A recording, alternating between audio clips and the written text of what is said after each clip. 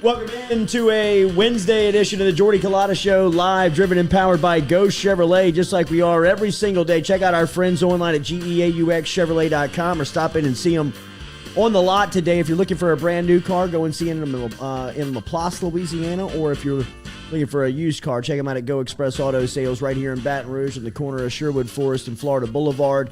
Ghost Chevrolet, driving us every single day. Good morning. Thank you for starting your Wednesday with us here on the Jordy Culotta Show. Make sure you like, share. If you have not subscribed, make sure you hit that subscription button and hit the bell so you can be notified when we go live here.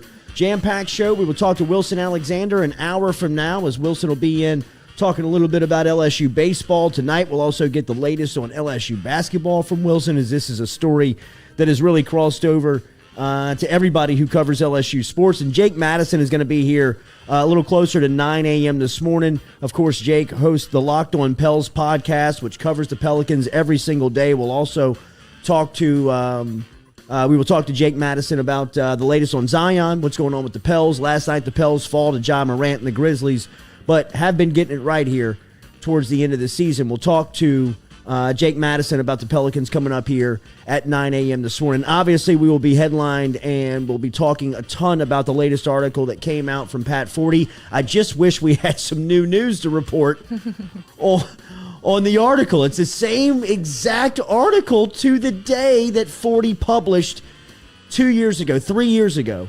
So we will talk a little bit about it. Nothing new. Nothing new. So why redo it? I don't know. I mean, obviously, he's got some type of axe to grind with somebody, somewhere, because this is a story that he has talked and put out into the universe, and until something comes to light, he will not stop on his crusade to take down LSU basketball. We will talk all about it here coming up on the Jordy Culotta Show. Make sure you are share, subscribed here to the YouTube channel. We appreciate you starting your Wednesday with us daily. We're brought to you by True Blue Water. Remember, we're online at trubluewater.com. If you want to get on the delivery route, you can. It's easy by just logging online at True Blue Water.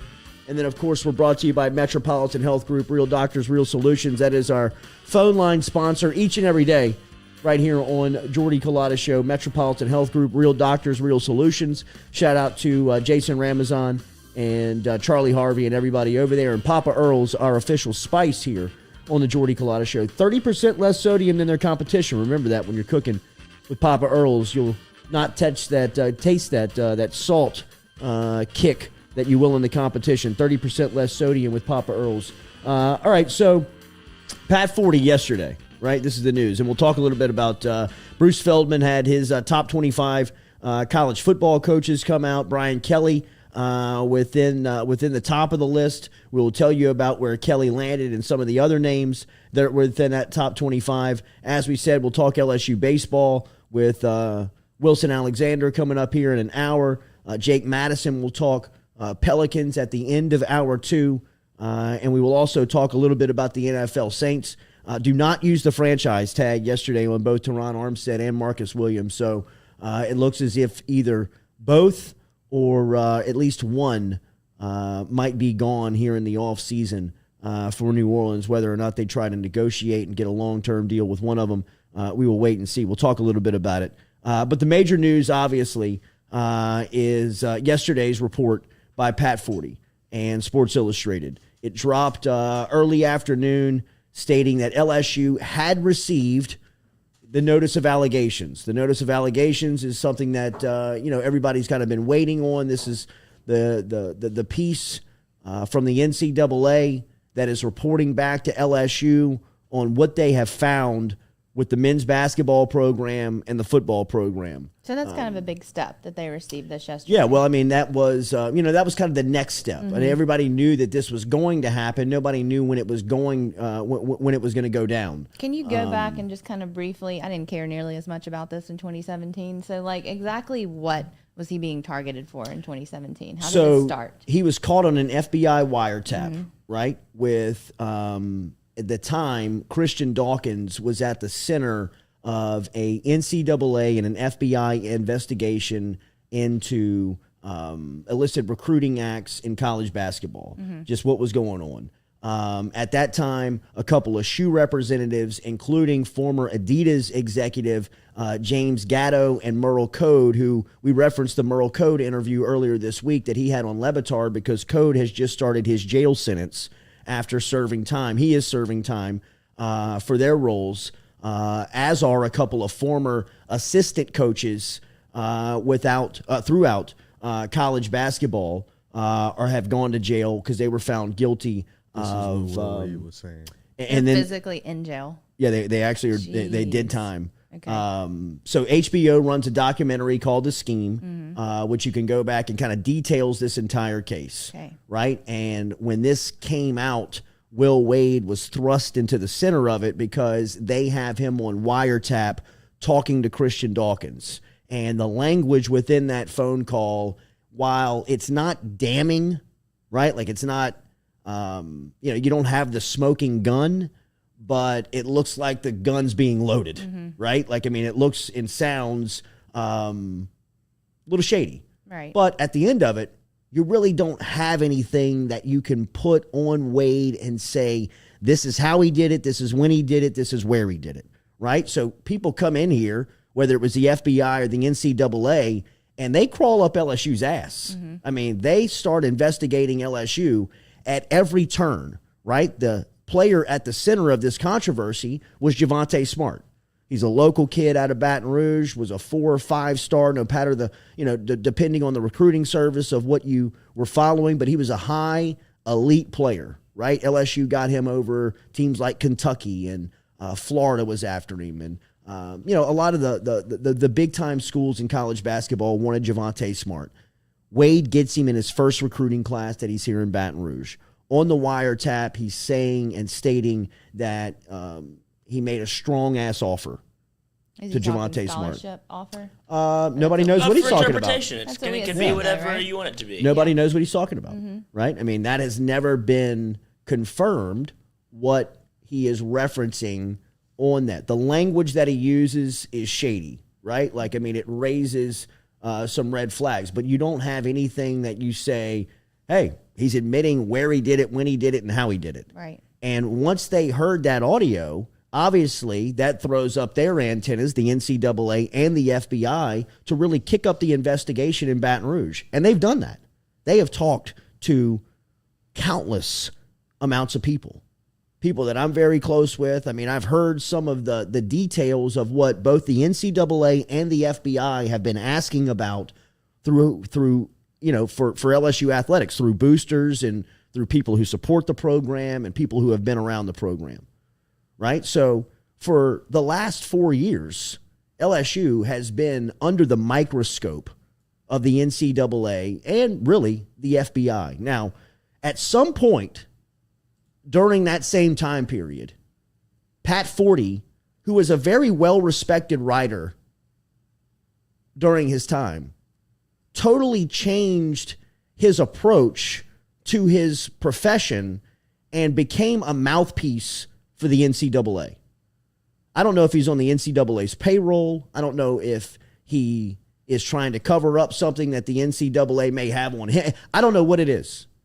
But Pat Forty has totally changed his tune on the type of writer that he is, because he has become, in our world, I come from radio and now we're in digital media, but we used to call people like Pat Forty like that shock jocks, people that wanted they wanted the reaction. They wanted to give you something where it was going to create some waves. They wanted to disrupt the day. They wanted to have people talking about what they are saying every day. So they'll get on, and maybe some days I've been a shock jock, right? I mean, we've been doing this for 11 years now. More jock than anything. But 40, every time he writes, he's trying to create this bubble, this reaction, this wave that he wants to crash. Well, it has worked, but it's lost its power. It's lost its punch, because every time he puts out an article, all he can do is state within 1 or 2 sentences that either the notice of allegations for LSU were on the way, or now, like he said yesterday, that the notice of allegations have arrived. After those statements, he gives no new information. In fact, if you read yesterday's report and article, it is verbatim. It is a copy and paste story to the same exact one that he has written over the last consecutive years, going on 4 years now. I mean, it is the transcript between Wade and Dawkins. It gives all the back and forth dialogue between those two guys on the phone conversation that if you watch the HBO documentary, you heard it. If you've read any of 40's reports over the last 4 years, you've seen it. You don't need to see it again. You understand what happened 4 years ago, 5 years ago in 2017 in this ordeal, right? So what LSU has kind of been waiting, or at least the fan base has, and kind of been my stance since, all of this started to bubble. And look, there was a time period when Wade was suspended. He missed regular season games. He missed conference tournament games, and he missed March games. He missed NCAA postseason tournament games. In the beginning of this? In the beginning of this. He was suspended for a month. Mm-hmm. He was suspended the day before the final regular season basketball game in 2019. Mm-hmm. 3 years ago. That's the night that Oliva walked into the Maravich Center, and it looked as if they were going to kill him right. I remember when he that. walked in there, mm-hmm. right? So from that day, a month forward, Wade is suspended and essentially misses the end of the regular season. He misses the SEC tournament, and he misses March, where his team won a game, right? But then a month later, Wade was reinstated. Now, Wade was reinstated with a couple of changes to his contract, right? Like Wade admitted, or not admitted, but he very much gave a one-sided deal to LSU, showing that if anything was to pop up, if anything was to come to light, if anything from the violations that, 40 and all these writers are alleging, if these things are agreed upon, then Wade's in trouble. Here's the parameters of the contract in 2019 that he agreed upon. Wade agreed to a one-sided deal after LSU suspended him indefinitely of March of 2019 when Wade stupidly refused to cooperate with the NCAA or LSU officials. Now, this is coming from 40, right? Who wanted to talk to him about the Yahoo story and the other matters. A month later, Wade came back to LSU, got reinstated, and made significant contract concessions.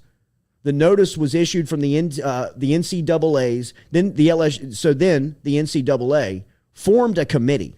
Like the NCAA, so much time, so much just bureaucracy. Right? Like so much just red tape and old white men sitting behind these doors, just counting money and trying to find ways to keep themselves busy and act like they're working. So they go out and they make and create these resolution boards and councils, like the Independent Accountability Oversight Committee, or the Infractions Referral Committee, or the Complex Case Unit, or the Independent Resolution Panel that they've all developed over the last couple of years. Now, LSU got its word yesterday from the Independent Accountability Resolution Process, which is a request for referral of the infractions case involving LSU to the IARP, which was granted by the Infractions Referral Committee, consistent with the rules and procedure. I mean, like, it is just word soup, right? Like that you just kind of get lost in. But what my stance has been and continues to be is that if anything comes to light, Wade has agreed upon it. He's agreed to it years back, that he has stated, they find something and you have cause to fire me, you owe me, the money is evaporated. It's a very one-sided deal for LSU. Wade has agreed to this portion, this portion of the deal. What I am saying is, you see how much of a crusade that 40, Thamel, the writers that covering this side of the story have been on to come down on LSU. If there was ever a piece of new news on LSU, I guarantee you there is not a news service in the world these days that can protect that type of information. Somebody is going to leak that. Somebody's going to leak it to Pat Forty. And Pat Forty is not going to be able to contain himself with the time that he can wait to get to his computer, his phone, to upload that information to throw sparks and throw fire at LSU. So if there's anything in the report that was handed to LSU, which LSU confirmed that they received yesterday, and they still have the opportunity to go through a process where, look, I don't think that this thing's going to touch Wade immediately.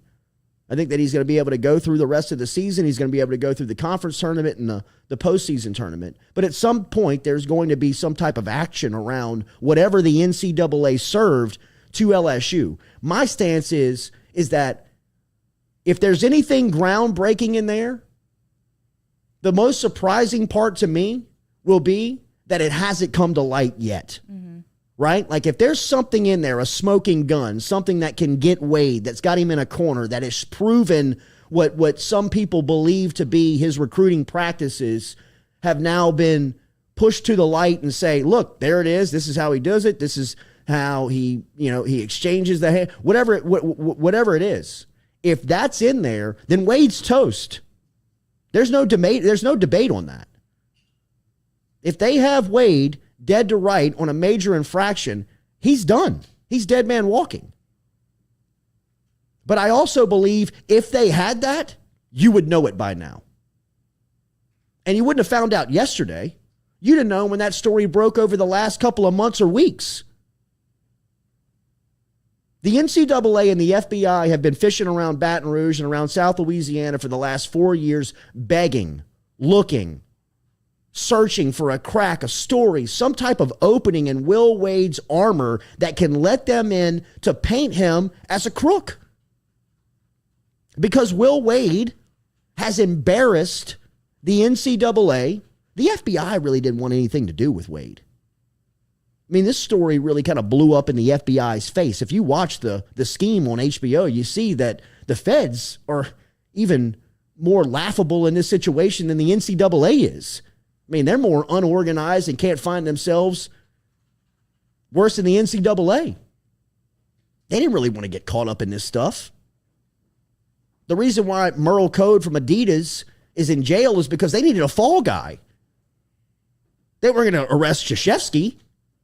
They weren't going to arrest Bill Self, who they all have on wiretap explaining. I mean, Bill Self's top assistant is on wiretap claiming to pay Zion Williamson or offer him $250,000. Zion ended up at Duke. If he turned down $250,000 there, what's they paying him at Duke? It's easy to find that stuff out, right? They had Wade on a wiretap saying that he made a strong-ass offer. They crawled up his ass. They crawled up Javonte Smart and everybody around him and their family to find out what was going on. They crawled up LSU and their compliance department's ass. Here's what I know is the most relieving part from LSU's stance, is that you won't find a compliance department in the country, especially then, during that time period, that did more harm to their athletic department than they did good by trying to protect its compliance. Right? Like they were overly compliant, where their competition was routinely trying to skirt the rules and trying to get onto the floor or get onto the field by, maybe not passing all of the compliance recommendations or prerequisites. At that time, LSU had the worst compliance department in the country, judging how you look at it. The worst from my point of view, because they were always trying to roadblock LSU from winning. Somebody who doesn't want LSU to be in trouble would say they're probably the best because they're overly compliant. The fact that Javonte Smart during that time period missed one game tells me everything I need to know. There's no way that LSU's compliance department would have put Javonte Smart on the floor, which would have sacrificed wins that he has been a part of. And the time in the program that he was there would be illegitimate if they felt like there was something that would stick and get LSU in trouble. LSU put him back on the floor in the conference tournament. He missed the Vanderbilt game at the end of the regular season. He was back on the floor in Nashville for the conference tournament 3 days later. Wade was reinstated a month later and has coached 3 seasons since then in the same LSU compliant department that has existed. Now, Scott Woodward has made changes over the last 6 months to that compliance department. But it still operates with the intent of protecting LSU at all cost. Because the compliance department understands and knows that, look, they want their basketball team to be successful, but not at the cost of costing the program their future, or not at the cost of protecting Will Wade. So if there's anything in those notice of allegations, we'll find out. But I would imagine if there was anything that was revolutionary, if there was anything that was groundbreaking, if there was anything that hasn't come out since the scheme and the HBO stuff, that you got to copy and paste the same story 4 years to the day. To the day. You don't think Pat Forty has an agenda? You don't think that he's got some type of plan and timeline and keep trying to mess with Wade at every turn? Sure, they got the notice of allegations now. It's on LSU's desk. This is what the FBI and the NCAA has found on your athletic department. And this just isn't on basketball. This goes into the Odell Beckham National Championship on the field, paying Justin Jefferson and the players. This goes back to the Our Lady of the Lake and Vidal Alexander's day. This has a lot of stuff within that report. LSU basketball. But can't we all agree that Pat Forty has an axe to grind with Will Wade and LSU? He's either doing it for himself or he's carrying the load for the NCAA. Because the NCAA has stated to people around this community that they've interviewed that Wade has embarrassed them. That he's beaten them at their own game. And that there's a section of that organization that would just like to take him down on that alone, whether he's guilty of breaking rules or not, or whether they can find the smoking gun or not. People would just like to bully him out of Baton Rouge because they've pissed him off. He's pissed them off so much in Indianapolis at the NCAA headquarters that they're just like, hey, man, I tell you what, we won't really flag you for football if you get rid of Wade in basketball and do us a favor. Because this guy has been, victory lapping us with his pants down for the last 3 years, pointing and laughing at us. Well, we're sending the FBI and some of our top NCAA executives down to live in Baton Rouge. Live in Baton Rouge. I mean, they had blocks of rooms at that sleep and stay next to walk-ons on campus, behind walk-ons on campus, that hotel on campus. The NCAA had blocks of rooms booked there for months. Months. I mean, they were living in Baton Rouge with one intent: get Wade's ass. Go talk to everybody who's got a relationship with him. I mean, some of the boosters that I talked to, some of the questions that they were asking, I mean, people were like, are you serious? Is this what this is about? Y'all are at this part of the process and y'all are still asking these questions? So when will we know? When will the public know anything? What's in the notice? I mean, I imagine LSU has to act pretty quickly on this. I don't know how quickly they have to act on it. I mean, I don't know if there is a real timeline to really act. I mean, obviously there's going to be some action taken. I think that Scott Woodward, Stephanie Rip, they're going to have a press conference at this point. Yeah. Just to sit down and say today, what the right? I don't know if they have it today. I don't know, because I don't know how much LSU wants to bring attention to it at this point in the schedule, right? Like, I think that they want their basketball team to go through this part of the process. They want to go through really kind of the next couple of weeks with it being fairly quiet, right? Like, it's not going to be. Right. You know, Pat Forey's going to be in Tampa. He's going to be at the SEC basketball tournament. He's going to ask Wade some questions in a press setting that he feels like he's going to burn Wade. God, how does he right? even do that? You know, and Wade's going to hit him with I know you have to ask the question, and and I appreciate it. It's a good question, but we've got people that are handling that. Thank you, Pat. It's good to see you. Next question. How does he keep his cool? Because that's what they want him to do. Yeah, right? for sure. I mean, that's what they're hoping that he says. All right, you know what, Pat? Fine, I'll give it to you, man. And you know, Pat's, oh shit, here we go. Finally, I can write something new for the first time in 5 years. You know, we might have a story. Get my bosses on the phone. Dellinger, you ain't got to quit. You don't have to cover me up anymore. You don't have to do all my work. You know, you don't have to be the guy that's writing all the stories. Maybe I can write something new here. I mean, it's embarrassing to see the path that Pat Forty's career has taken over the last 5 years after he has become what is essentially a mouthpiece for the NCAA. I mean, he's their whipping boy. He's their, hey, go get this done. Oh, yes, sir. Yes, sir. I'll write that same story I wrote 3 years ago. Good deal, man. Copy and paste it. Get it out. Just get the clicks. Let them know we're coming after Wade. Right? And I agree with somebody who just came into the chat. Red face? Who said if it comes down to basketball or football, they're going to choose football over Wade every time. And I agree with that. Absolutely. I agree with that. But I do believe that they have been presented that proposition before. Now, there is a notice of allegations on the LSU athletic administrator's desk now that they can reference and say, this is what they got. This is potentially how they could react if we don't accept it. You know, I don't know what the disparity would be. But I also believe that they don't have anything on Wade. They don't have what they want on Wade. They got him on wiretap talking about strong ass offers. And they got that phone call. But after that, it's been a 4-year wild goose chase. Really. I mean, it really has for the NCAA. The feds, they tapped out on Wade. You know what I mean? Like, they were like, look, we got bigger fish to fry than this. This is not that big of a deal.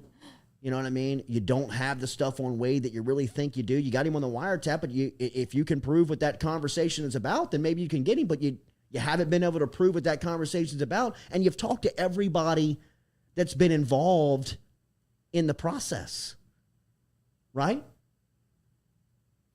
And I hear some of you that say, at what point does it become enough with Will Wade? And I understand. Because there are programs around the country that are winning without this type of backlash, attention, however you want to put it. But as we've stated and said before, the cost of winning, specifically in college basketball, is very well defined. It's very well understood, the path that head coaches have to take if you really want to win in this sport, really want to win, compete to be the best, right? The example is easy to reference for a South Louisiana basketball crowd. If you do not get into the game the way that the majority of colleges play it, then your seasons will look like Trent Johnson's years at LSU. When you're asking participants in the band to try out, to play, start, and give quality minutes. That is what basketball looks like when programs do not have relationships with executives with shoe deals or shoe companies. That's what basketball programs look like when their head coach is not pushing the limit to get players.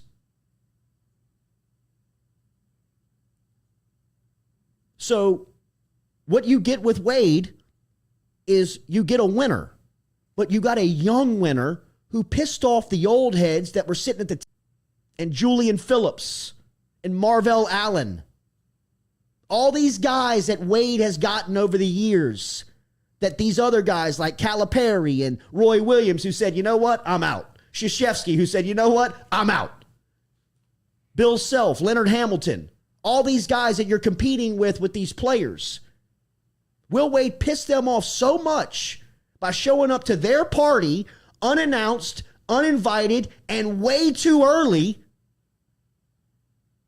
that it is my perception that somebody within that circle picked up the phone and said, get this guy out of here. The same crowd that picked up the phone 25 years ago and said, get John Calipari out of our circle because he's beating us at our own game.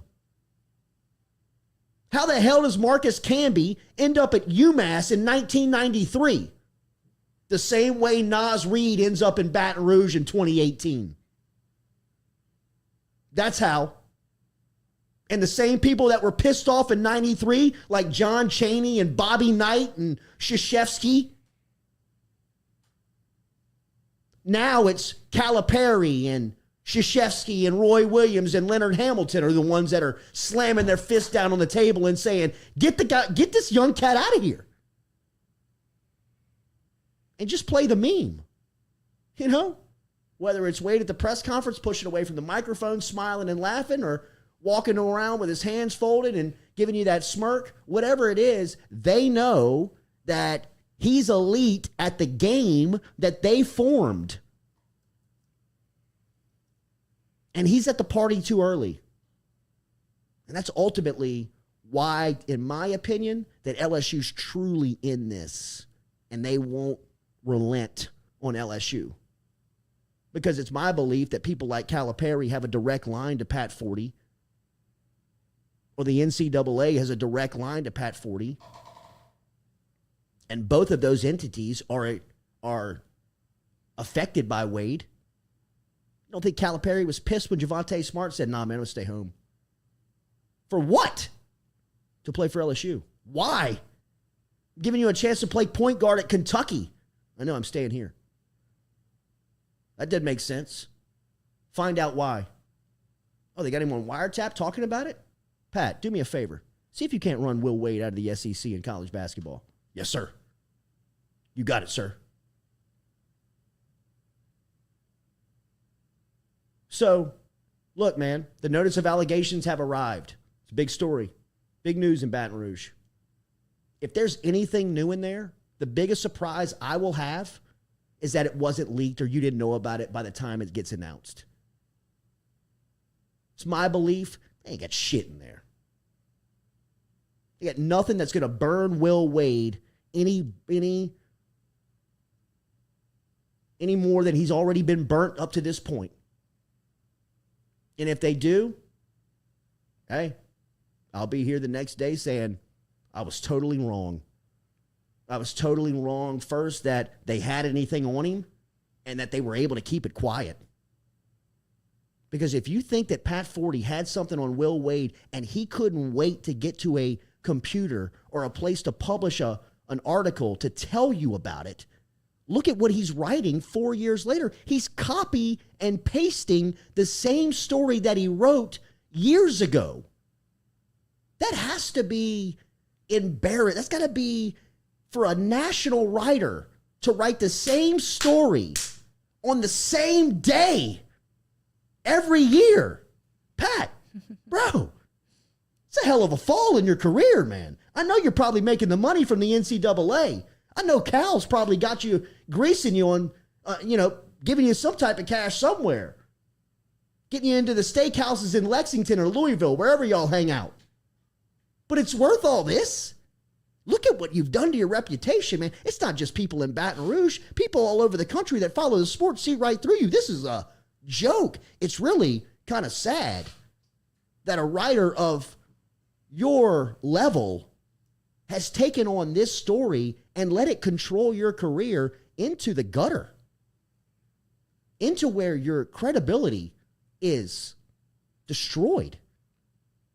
If Wade comes out and he's a cheater and they got smoking gun on him and even the place to wear, the win, all that happened, okay. But still, the last 4 years, you've looked like a jackass. I mean, was it worth All of that? And what if it does come out that they just don't have stuff? They just don't have it on Wade. What will it be next for 40? Like, how can he go back and say, oh, well, I guess I missed one? No, man, you almost railroaded a guy's career. You weren't going to stop until you knocked him out of the sport.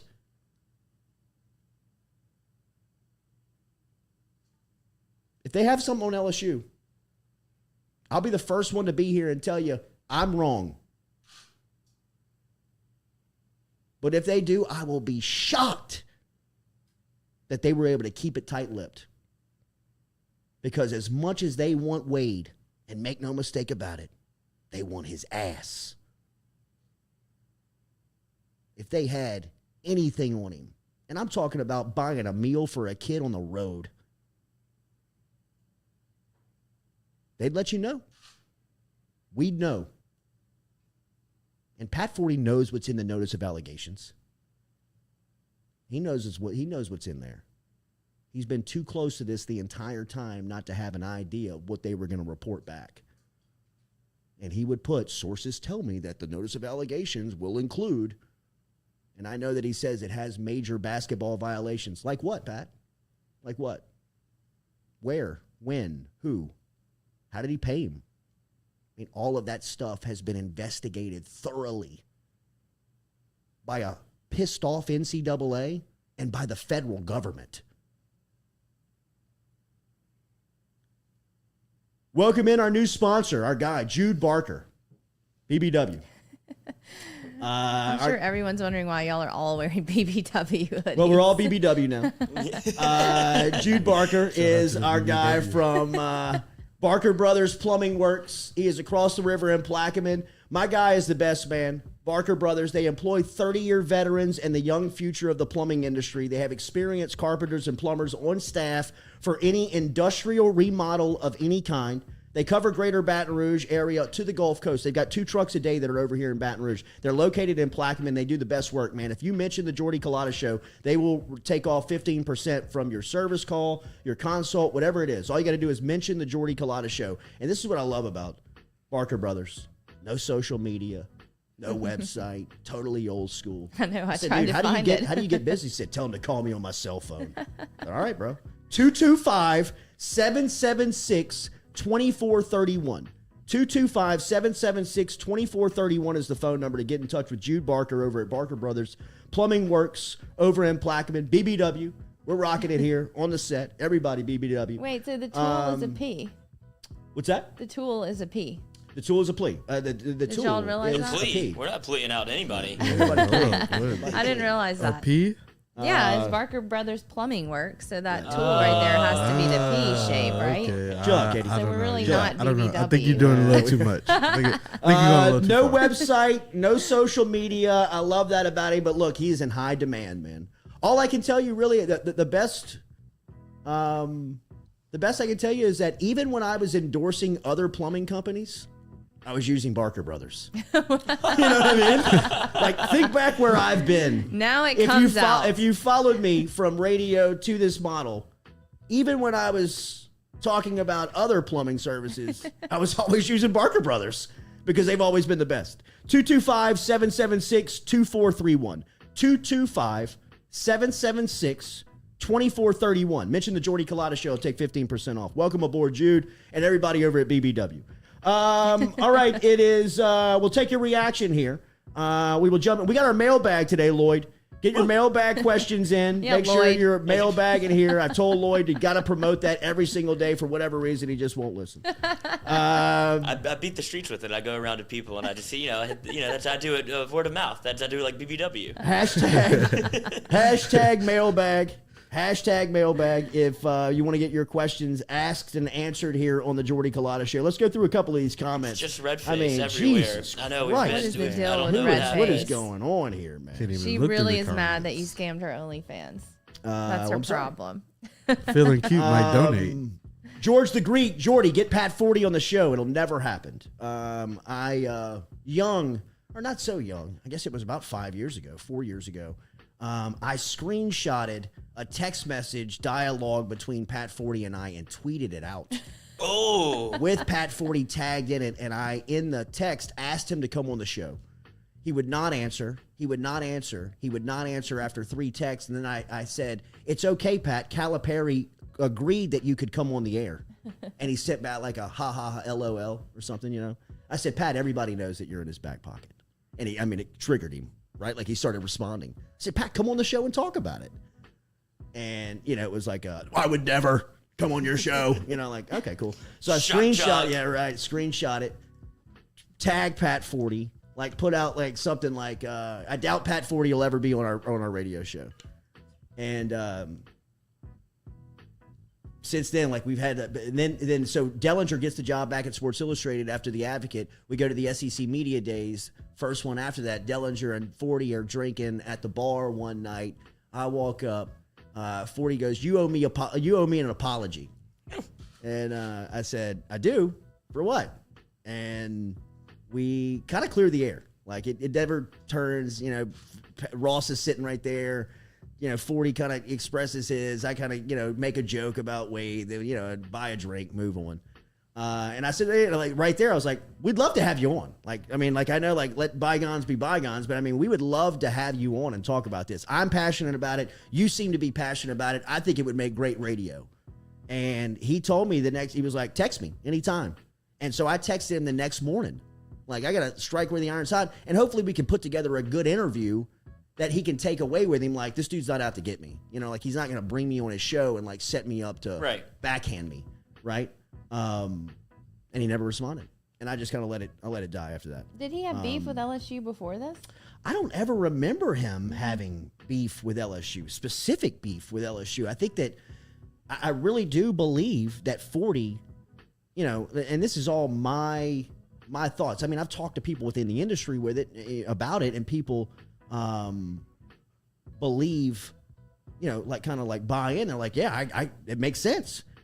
But I believe that 40 was either brought on by the NCAA or has some type of relationship in place where he is trying to protect somebody or protect something, where he's put himself so far out on this island to wave this flag of kind of like who he is and who he believes college basketball to be, that it's so just misguided, cloaked at this point. in mistrust. Like, how could you trust him? Like, if you're so hell bent on going after one program like 40 has been, and you can't look around in the forest that you're in and see all the trees are poisoned, bro. Right. You know what I mean? Like, you live in Louisville, you were covering Rick Pitino. You live an hour away from Lexington in Kentucky. You covered Calipari. During your early days of the profession, you were a college basketball and college football lead writer for major services.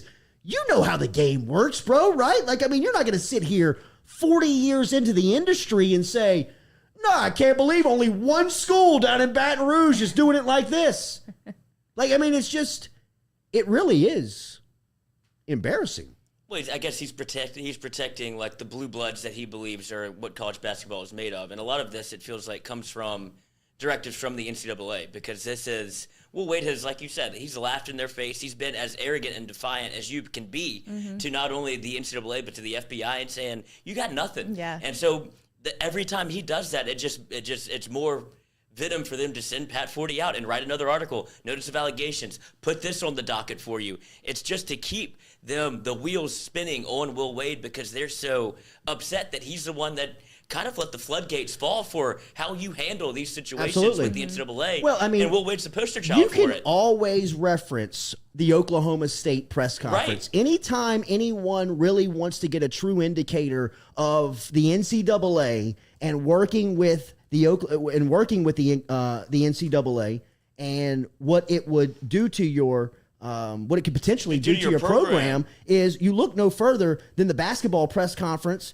and the athletic director's press conference at Oklahoma State. I want to make sure and pull the right names for you to make sure that we have this all. But head coach Mike Boynton and athletics director, and their athletics director. When was this? This is back in January of 2021.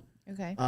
Where they had the head coach at the time, who was Mike Boynton, and the athletics director, whose name I'm still searching to make sure that we pronounce it right, and give them the credibility on it. Chad Weber. Chad Weber.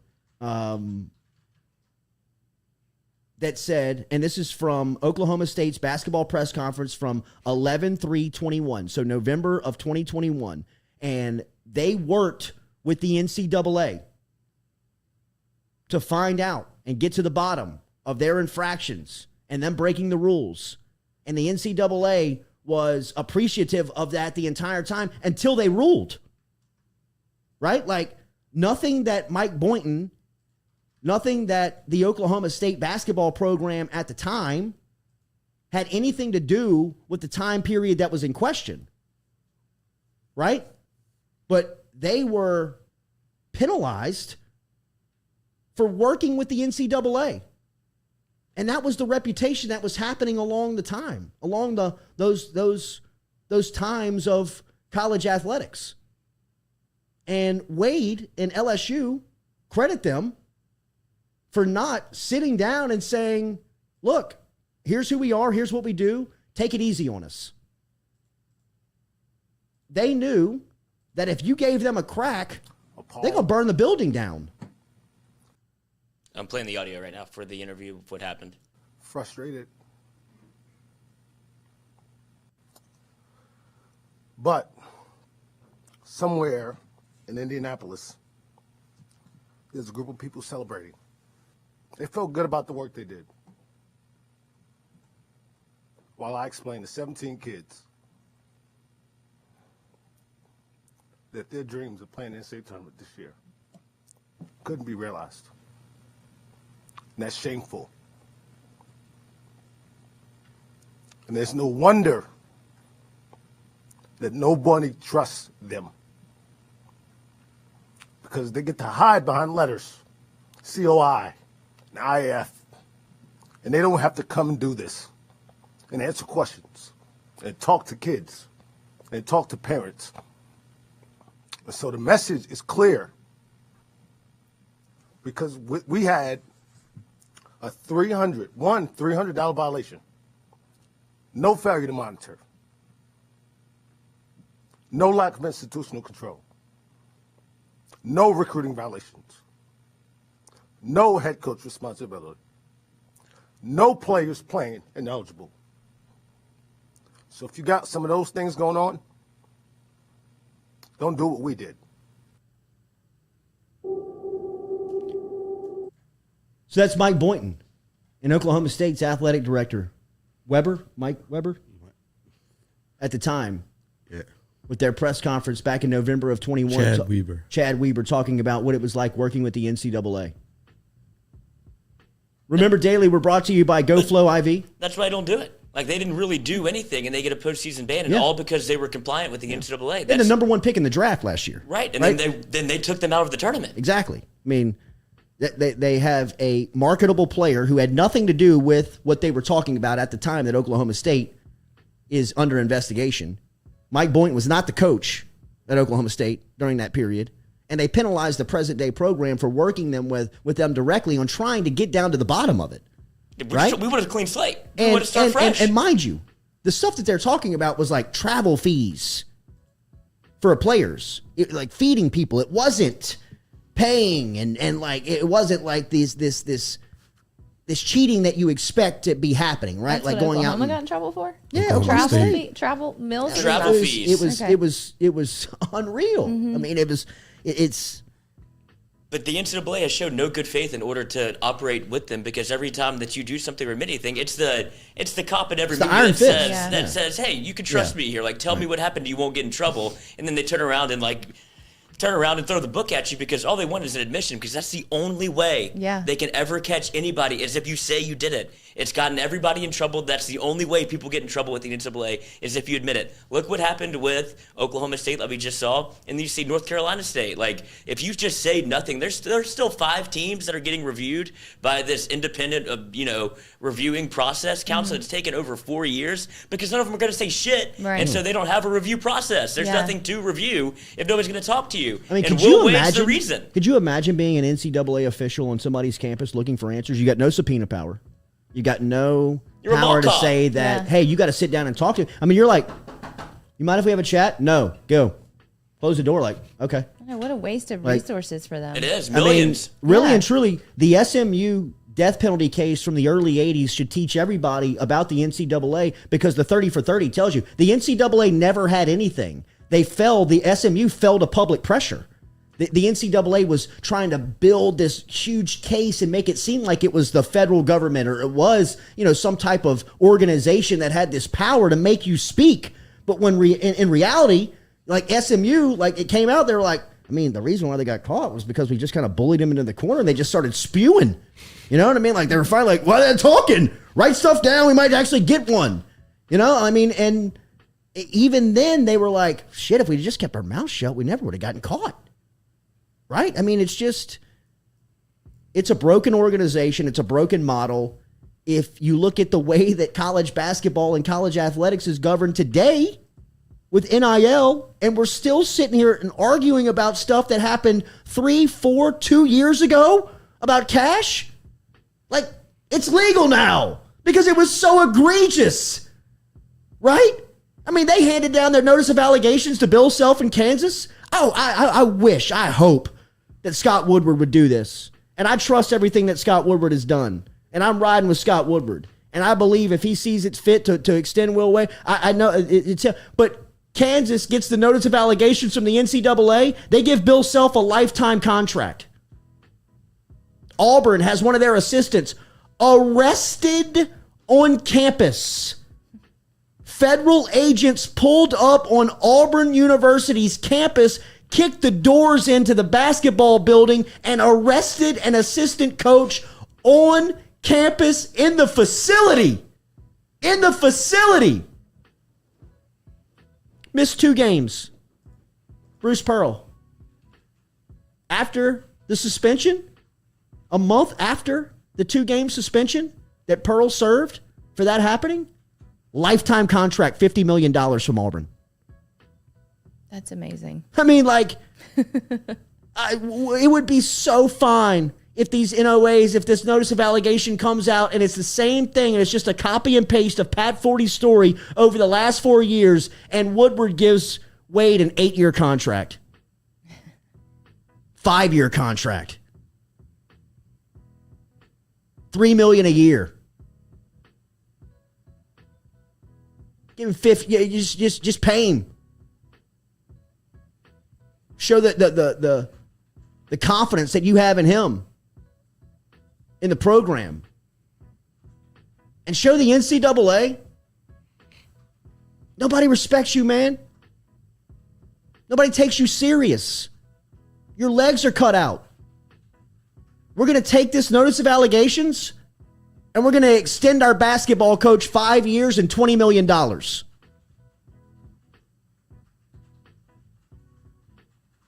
We'll talk to Wilson Alexander covering LSU baseball coming up here at 8 o'clock. You got baseball questions, get them in. You want to talk mailbag, we got mailbag questions coming up within the second hour as well. Hashtag mailbag if you want to get in for our mailbag segment. We'll get the questions asked and answered here on the Jordy Culotta Show, brought to you daily by GoFlow IV. GoFlow IV is located on Jefferson Highway, 7970 Jefferson Highway. Get over to GoFlow, GEAUX, flowiv.com. GoFlowIV.com is where you can find them online if you want to book your appointment today. You mentioned the Jordy Culotta Show. They take 15% off of your initial visit over there to get energy for the weekend, to get better from a sickness, an illness that you've been suffering from. If you're looking to get back from a hangover, if you're just looking to get a little energy and a boost for the day, stop in and see our friends over at GoFlow IV. GEAUX, flowiv.com. GoFlowIV.com is where you can find them online. Mention the Jordy Culotta Show, 15% off there on Jefferson Highway. Easiest way to get in over there. They do take walk-ups, but they recommend appointments. Easiest way to book that appointment is online. GEAUX, flowiv.com. GoFlowIV.com is where you find them online. I want to read some of these comments about our conversation over the last hour. We will get to them. We will talk to Wilson Alexander next here on the Jordy Culotta Show, driven and powered by Go Chevrolet. Get out of here, Redface. The NCAA has. We need allegations t-shirts. Yeah, we do.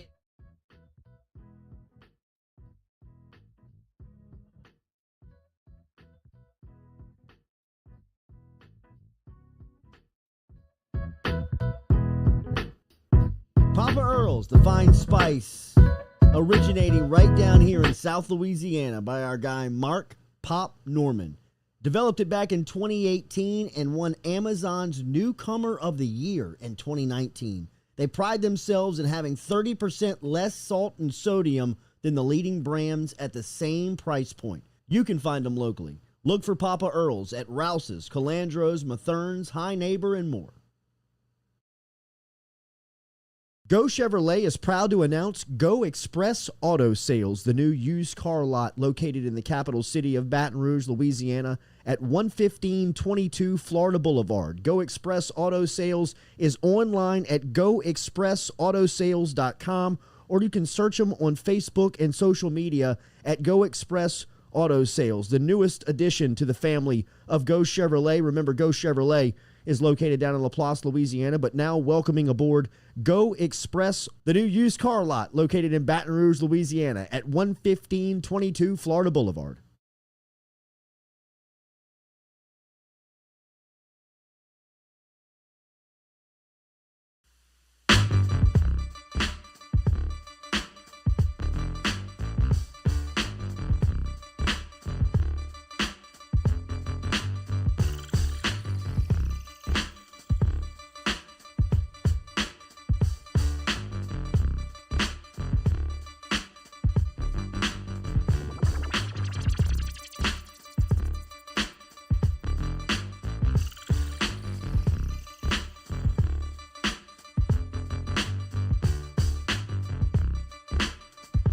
All right, welcome back here to the Jordy Culotta Show live on this Wednesday, driven and powered by Go Chevrolet. Got a text from our guy Jude Barker in the break. It is BBPW. Women are always right, as Jude texted in. But Barker Brothers, plumbing. Works. Yeah, it was yesterday. I can't be right today. Yeah. We appreciate y'all for starting your day here with us on this Wednesday. Make sure you're liking and sharing. Welcome aboard to Jude Barker and the brand new sponsor over here at Barker Brothers Plumbing and Works. Now to Wilson Alexander, our guy who covers LSU baseball for the Advocate. Tigers had their game moved last night due to the rain. As soon as you knew that game was moved, you knew it was not going to rain in the afternoon. I mean, geez. That is the great curse and great hex that you can put on a sporting event by calling it too early. I believe that the weatherman did that yesterday. We are joined this morning by Wilson Alexander. Good morning, buddy. How are you? Morning. Fighting a cold over here. So my voice is halfway gone, but other than that, doing all right. Traveled to Houston over the weekend, huh? No. My colleague Leah Van was there for us this weekend.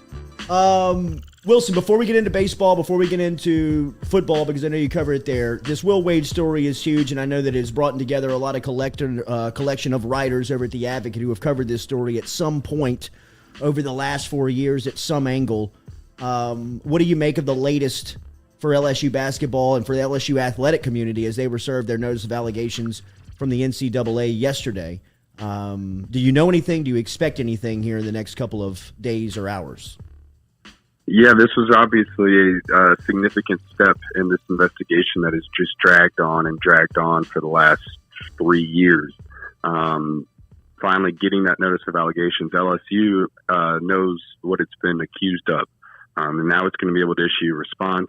There'll be another response from the NCAA side, and then a hearing. So there's a long way to go still in this process, but it gives you, the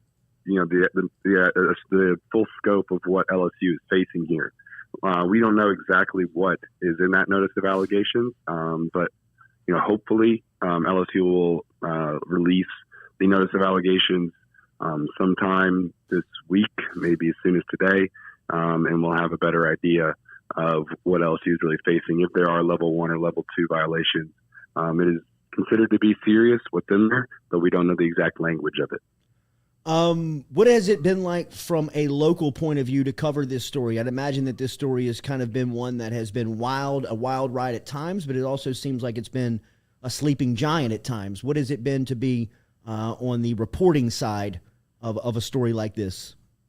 Yeah, kind of a sleeping giant just because it has taken so long. You have to stay on top of it, of course. But at the same time, LSU's played multiple seasons of basketball while this has still been going on. And we've, everybody's been, just covering the basketball games and what's happening with this program. Otherwise, just sort of waiting until this finally dropped and then kind of go from there. And so, LSU has been waiting for this notice for a long time, and now finally has it. Wilson Alexander is joining us here on the Jordy Culotta Show. Make sure and follow Wilson Alexander at WHAlexander _ on Twitter to keep up with the latest of what's happening, specifically for LSU baseball tonight. As a whole, first 9-4 on the season. Jay Johnson out as the head coach here in his first year. What have you made to the start of the season for LSU as they've tried to figure things out on the mound and put together some consistent weekends? Yeah, a little bit up and down, as that record suggests. The hitting has been there at times. They missed a few timely hits over the weekend against Texas and Baylor that maybe could have made this a much better weekend. But overall, the lineup has been productive for most of the season. But on the pitching side, clearly still figuring a lot of things out. Other than Blake Money being the Friday night starter, there seems to be a lot of roles that still need to be defined, and they still seem to be trying to figure out, okay, who can we count on in crunch time? And then just the defense needs to really improve. 26 errors now in 12 games, and that's more than, or I think just double what they had at this point of the season last year. And so you knew that Jay was maybe at times going to sacrifice some defense for offense, but it might be reaching the point where they need to make some changes. So it'll be interesting to see what kind of lineup they roll out tonight against McNeese and what they use this weekend. If they try to go for some more defense, or if they just continue to try to lean on their guys who they really like offensively and who's been productive offensively, and just try to help them improve on the defensive side. We'll see. We know Alex Milazzo is a defensive first guy, right? He's known for his defensive capabilities behind the plate, and when he's in the lineup, that's usually somebody that's there for defensive purposes. Is there anybody else? And I'd like to, and just real quick, is there anything on Milazzo, on his health, that has been updated before I get to the question? No update yet on his health that I've heard. But other than him, it's Tyler McManus is the primary backup. They also have Hayden Travinsky, but Hayden's coming off a Tommy John in his arm and is still sort of getting back from that a little bit, able to hit and play and even get behind the dish. But, that's a long process to be fully back from Tommy John. But Milazzo, his offense for most of the season, it kind of improved, but it sort of slipped this past weekend, batting 200 now. Defensively, he's still, everything you want in a catcher. But as long as he can continue to maybe hit about 251, assuming he is fully healthy and everything, we'll, I think, know more today or maybe even tomorrow, then he'll continue to probably be the primary catcher. So my question on that line of thought was, is there anybody like Milazzo that is worthy of being in the everyday lineup because of their defensive capabilities? That makes sense. Yeah. Collier Cranford is someone who maybe jumps to mind in that vein. Collier's actually even batting about 333 right now. But traditionally in his career, that's in limited action, and traditionally in his career, he's been more of a defensive first player. But other than that, maybe, even Giovanni DiGiacomo, if they wanted to really shake things up in the outfield, that's the guy with the most range in the outfield, the most speed out there. But offensively, even though Gio has really had some moments where he's played really well at the plate and hit well and hit consistently, which is always the thing with him, is just consistency. He would give you the most, defense in center field. If they wanted to move Dylan Cruz back to right or something like that, and put Gio out in center. But then you're having to find a spot. Okay, well, then where do you put Jacob Berry? Where do you put Jack Merrifield? All these sorts of things. There's a lot of decisions that have to be made. From a pitching standpoint, Mikhail Hilliard did not go over the weekend. You expect him tonight, right? Yeah, he's expected to pitch tonight. Whether he's going to start or come in relief, I'm not sure. But he he's expected to go at some point tonight. What have you made of the pitching options that they've had and the rotation up to this point? Yeah, it's clearly still a little bit in flux, but they have some decent options there. They've kind of got to figure out which buttons they know that they can push and win. They're still clearly kind of figuring out who's reliable, particularly in their bullpen.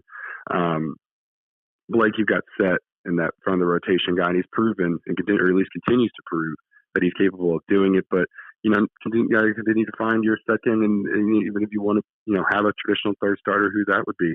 Ty Floyd, he pitched pretty well at times against Texas. Too many walks, had 4 walks, and then of course the home run right after the error. But that's really, the home run just like one mistake right there. He's probably going to, be somebody in the rotation. He's got the stuff for it. They got to just continue to find who that third guy is. If they go back to McHale at some point, or use Grant Taylor again, we'll see this weekend. Is joining us here on the Jordy Culotta Show, talking a little LSU baseball tonight, as the Tigers will take on McNeese. 6:30 first pitch over at the box for LSU and the Cowboys. What about the lineup covering this group? I mean, it seems like the options that he has on offense are really kind of countless, but it still seems and feels like they're trying to put it all together, right? Yeah, a little bit, and especially because when you're having these defensive mistakes, he probably needs to decide, particularly at third base, what do we do there? Because Jack Merrifield is batting well over 300, but he's got 4 errors. Jordan Thompson's got 7 errors. K-Dotty's got 6 errors. So that infield, while they're collectively hitting pretty well, the defense needs to improve. But their lineup does have a lot of options. Need to get guys like Gavin Dugas going. He's only batting 276 right now. Hasn't hit a home run. And then Jordan's batting now under 300. Of course, though, he had that big huge walk off against Oklahoma. So need to get a couple guys going. But that's kind of what you needed to figure out with this past weekend. What do we need to improve on moving forward? And clearly, defense is part of that. But and I would expect the lineup to continue to produce. Jay, they've got a good collection of hitters, and Jay and his assistants have proven to be pretty good hitting coaches over the years. Wilson Alexander is joining us here. While we have him, want to talk a little LSU football, as he covers both sports for the Tigers, covers it all for the Advocate over there. If you want to make sure and follow him on Twitter at WHAlexander_ to keep up with the latest. Let's start with the transfer quarterback and Jaden Daniels. Your reaction to seeing that come through as far as the recruiting went, and then now that Daniels is on campus to go through spring, the offseason, and into fall camp, what's that mean for that room as the competition goes, from your point of view? Yeah, that was certainly intriguing to see that went all the way through, and that LSU had added a quarterback who is experienced as he is, having started for the last 3 years, and then who has the skill set that he has with that mobility. I mean, he brings an element that LSU didn't have in the room before. I mean, Walker and Garrett Nussmeier, they move well around the field. They're certainly throw-first passers. Daniels brings that element to a defense where they really have to respect his ability to take off and run. Gives LSU the ability to do read options, run some maybe play action bootlegs like they did at Arizona State. They want to implement that kind of stuff. And that's not something that LSU had in the room. And so it's going to be interesting to see how this competition plays out in the spring with him, and particularly Miles, and if Garrett can maybe push them as well. How about the new coaches? Now that they're all agreed to, they've been approved by the Board of Governors, and now they're on staff and recruiting. I've heard really good things after the Junior Day weekend that LSU just experienced from the entire staff, and their ability to recruit and relationship build. I've heard a lot of good things too, and we had a good experience with them, even though it was just a snippet of time in the grand scheme of things a couple of weeks ago, getting to sit down and really talk with them, around a table, one-on-one, face-to-face. This is an intelligent group. They've developed a plan for this program. It starts from the top down about how they kind of want to instill accountability and discipline in these players. There's a lot going on right now, even though they're not even practicing to do that. They seem to be building up good relationships within the state off of that Junior Day. It's going to be a process. Of course, they're early in that, and they've admitted as much that there's a bit of a ways to go still with this thing. But they seem to have a good group of guys in place. Of course, it's easy to say that now. We'll see what happens when games actually get underway. But they're an intelligent group. They're thoughtful, and they seem like a good group of coaches. Wilson, enjoy tonight's contest, and as always, I know that it is no off days on the LSU beat, man. Stay busy. We'll talk soon.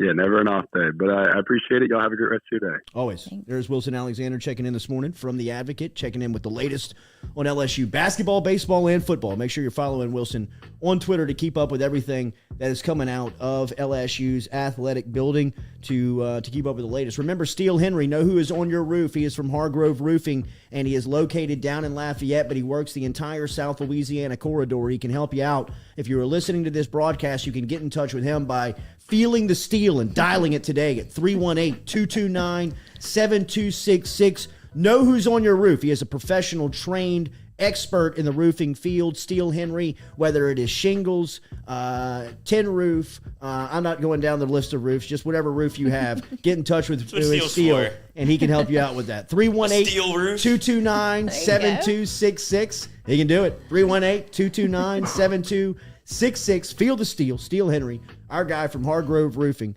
locally here down in South Louisiana. Get in touch with him. Make sure you tell him you heard it right here on the Jordy Culotta Show to keep up with that. Appreciate Wilson Alexander for checking in on the latest of LSU baseball, basketball, and football. We'll talk a little Pels with Jake Madison coming up at the end of the hour. Zion back in New Orleans.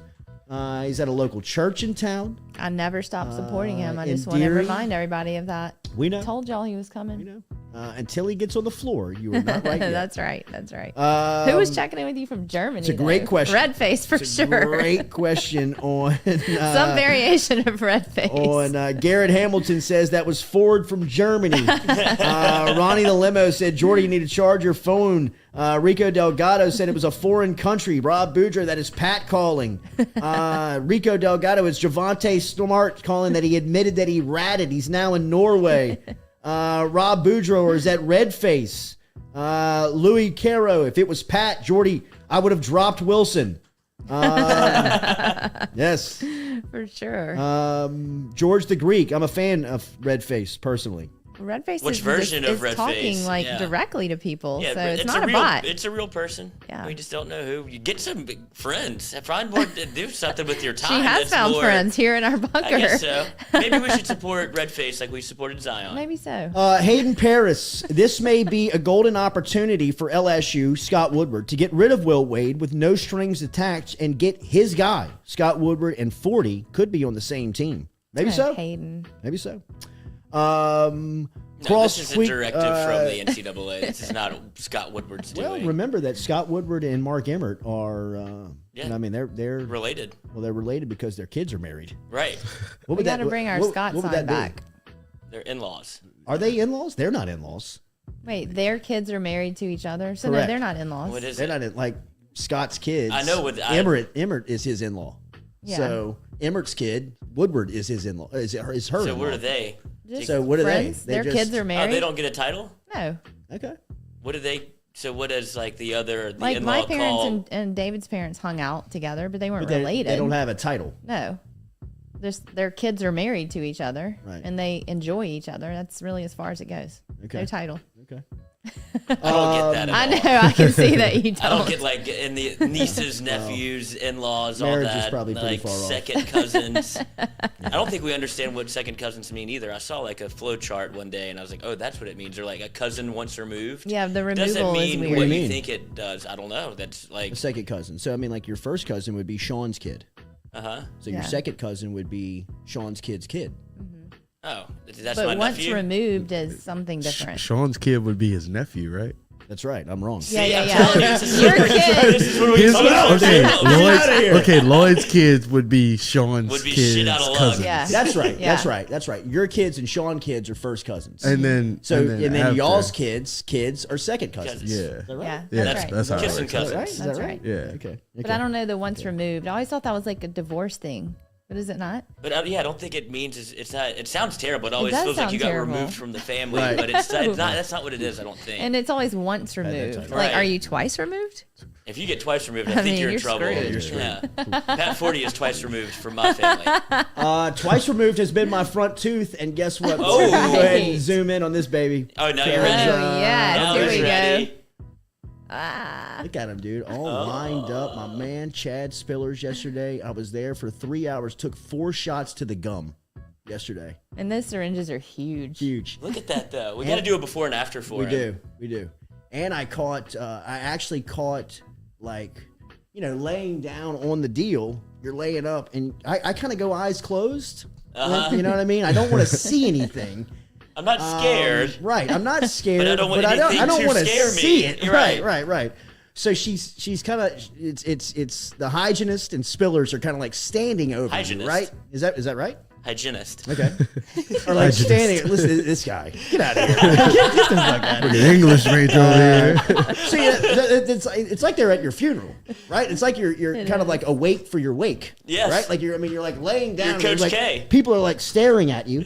You know, like if you look at his mouth right here, you'll see. And she's like kind of like numbing me up, you know, with like this numbing cream that With she the has. Q-tip, just leaving it in your mouth. The Q-tip, and she's got the latex glove on. Yes, It smells like a condom in your yes, face. And it's just like the whole thing, bro. It's just a weird deal, you know what I mean? And she's scrubbing this Q-tip, you know what I mean? And you're kind of like, And he comes in at like as that stuff is kind of like settling in, and he's like in conversation with her. They're kind of like, yeah, you know, our kids were doing this yesterday. You know what I mean? And I'm just like, My mouth is open. you know what I mean? Just like can't talk, right? And he comes in, and I kind of got the eyes closed, and I'm kind of like waiting to see what's next. And as I open up, he's coming in Oh, with the needle, and he's like, you know, he's like, small pinch here. Oh yeah?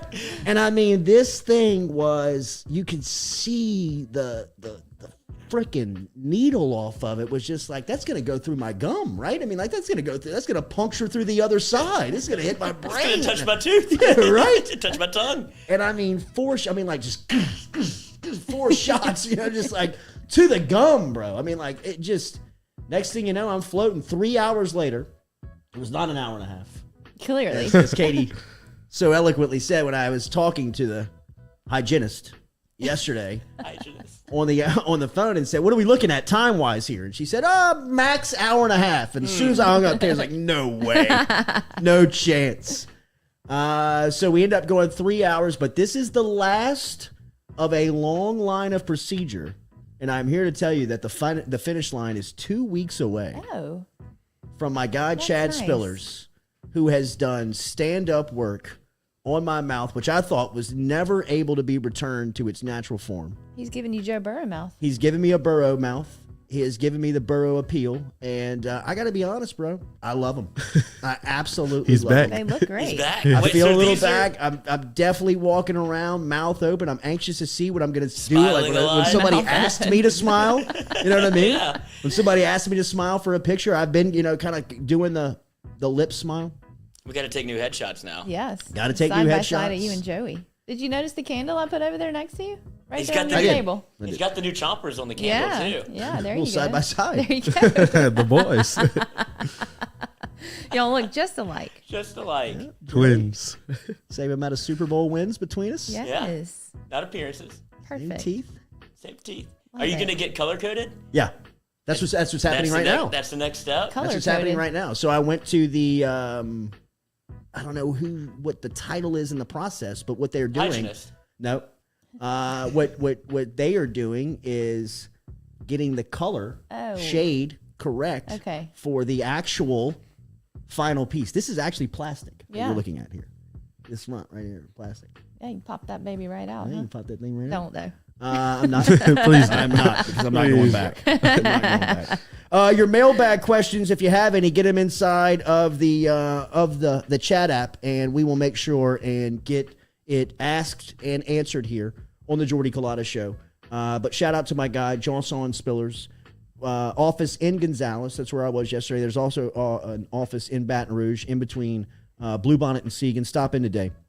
Wait, as can you eat with the plastic teeth? you got to go, back on corner, the- back remember, corner. But I, you know what? The last He was on a real hot 6, dog 7 kick months there for a second. Last 6, 7 Do you months. remember no, that? no more Yes, wieners. bro. yes. No more wieners. He's like, I can't have another chili dog ever. That's all he was eating.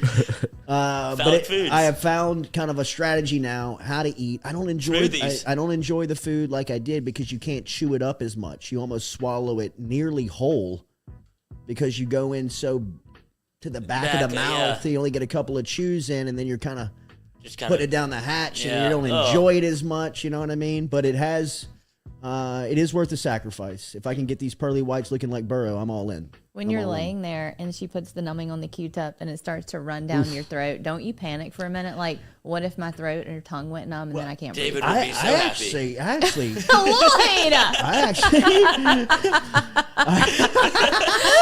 Lloyd!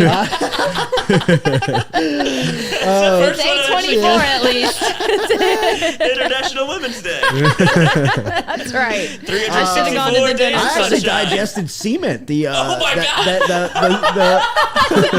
cement. I didn't know what you I were didn't hear gonna the say. tea. I didn't hear the liquid tea on that. cement. The liquid cement. How do you not spell that? Cement. Cement. Cement. Cement. Spell check there. Spell it. C-E-M-E-N-T. That's Poor right. Dr. Spillers. What an ad read. Your gloves smell like a condom. I My know. throat's numb. I digested semen. Semen. Wow. Gagging with a Q-tip. Tough day. No wonder my teeth are so white. Crazy. All right, your mailbag questions when we come back here on the Jordy Culotta Show. sure they Make have sure a you lot hit of that questions like, now. share, yes, comment button, all of them.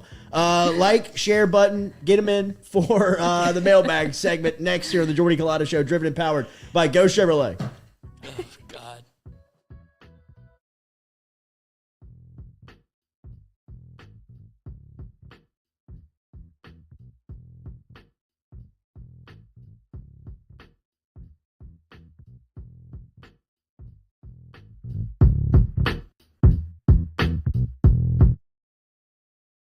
Papa Earl's, the fine spice, originating right down here in South Louisiana by our guy Mark Pop Norman. Developed it back in 2018 and won Amazon's Newcomer of the Year in 2019. They pride themselves in having 30% less salt and sodium than the leading brands at the same price point. You can find them locally. Look for Papa Earl's at Rouse's, Calandro's, Mathern's, High Neighbor, and more. The Jordy Culotta Show is brought to you daily by Morales Roll-Offs. Morales Roll-Offs provides dumpster rentals for residential and commercial needs in Baton Rouge and surrounding areas. Morales has roll-off dumpsters ranging from 10 yards to 40 yards to accommodate all of your disposal needs. Search online, moralesrolloffs.com. The Jordy Culotta Show is brought to you by Hebert's Lawn Maintenance. Commercial or residential, Hebert's Lawn Maintenance is ready to work. Hebert's can tackle all your homeowners association requirements. Call Blake at 225-485-8022. Hebert's Lawn Maintenance.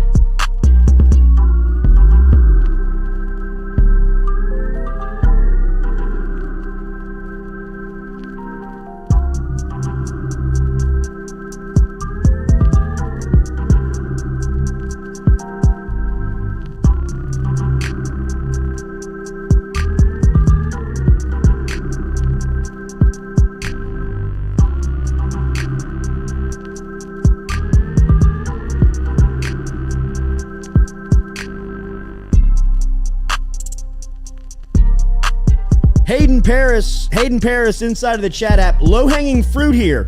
Who would win in a fight, Pat 40 or Lloyd on top of Jordy's shoulders? Oh. Rico Delgado, Pat 40's still taller. Nerds. Rico, you sound short, bro. Yeah, he got big. Rico has another short guy to call another guy short. There's a low complexion. Right? Rico's got some type of complexion. It's either small, he's either short, he got that small dick disease, or both. Probably both. I'm going to go with both. It's usually runs kind of hand in hand, unless you're Italian and short. I'm picturing him as a big guy for some Really? reason. Yeah. I see Rico as a short guy. Yeah, I kind of see him as a short guy. Talks too much shit. Rico, send pics. As a short shit's talker. I know, right? You know what I mean? I've operated in this arena. Yeah, right. I get it. Ronnie the limo driver. Pat 40 seems like the kind of guy that would run away crying after one punch and would press charges. He does. Stephen Miller, the voice guy, sounds like he midnights as the voice guy at the mansion on Highway 16. What's that? What is that? Please help me welcome to the main stage. Oh, yes. Jordy Culotta. A carpool queen by day. Digital media organizer Hygienist by by afternoon. Hygienist. And your entertainment at night. Yes. Swallowing the Get that liquid Q-tip cement. Get your Q-tip All right, we're out. making Red Face pretty excited. Rico Delgado says, I'm 6'4". Bullshit. Prove it. Send He's a picture. told us that before. That's Picture why I think he's he's lying. tall. Picture he's lying. Next to a measuring Picture tape, you're Rico. lying. Email Picture me. you're lying. 6'4". I don't believe it at all. He told us that before. So it must not be true. He's 6'4" and white Brandon and can't Hollingsworth sounds like he just got done with a carton of cigarettes. Who? I the guess he's talking guy, about the the voice voiceover guy. Oh, yeah. yeah. Stephen Miller Bofa. Oh, don't fall for that. Don't fall for that. Got you. Thank you. Be both of these nuts. Saban. Little Nick Saban, huh? Little Saban. Good one, Stephen. All right, mailbag questions. Get them in. Mikey You got Minville has mailbag? one. What's that? Mikey Yeah. Minville. Hit me. Better player right now, Jackie Moon or Zion Williamson? Ooh. Jackie Moon after the All-Star weekend. Jackie Moon made an appearance last night. I saw He him was with shooting Klay around Thompson. with Klay Thompson. I saw him. Player, coach. I'm not bailing off of Zion just yet. I'm back. I'm back on with Katie. Yay. Back on the Z Express, I'm on the Z glad. train. Get healthy, Z. Are They you need you back back. with me, Lloyd, or are you still going to fat shame him? No, I'm not fat shaming him anymore. It got out of hand after the float. The man is only 21 years old. Yes, leave him alone. Let him get. If he wants to eat and gain weight and be happy, that's fine. We need to As long cut as we this get him and then on- go back and cut your rant on how disgusting he is. Well, I do have. You know how I feel about Just something. imagine your I- first time eating seasoned food, like real good seasoned food. He's from North Carolina. What do they eat in North Carolina? What's their Some cornerstone type of food? barbecue that's different than Okay, ours. Oh, yeah, so they have like the sauce. imagine coming to Louisiana. No doubt. You don't have no Yeah. structure, and it's like, all right, all this food. Yeah. They got Man, I'm gumbo, not they got playing. red beans, they got Yes. everything. Am I playing? Right. Y'all don't need me to I'm on a play? minutes restriction. That sounds great. More gumbo.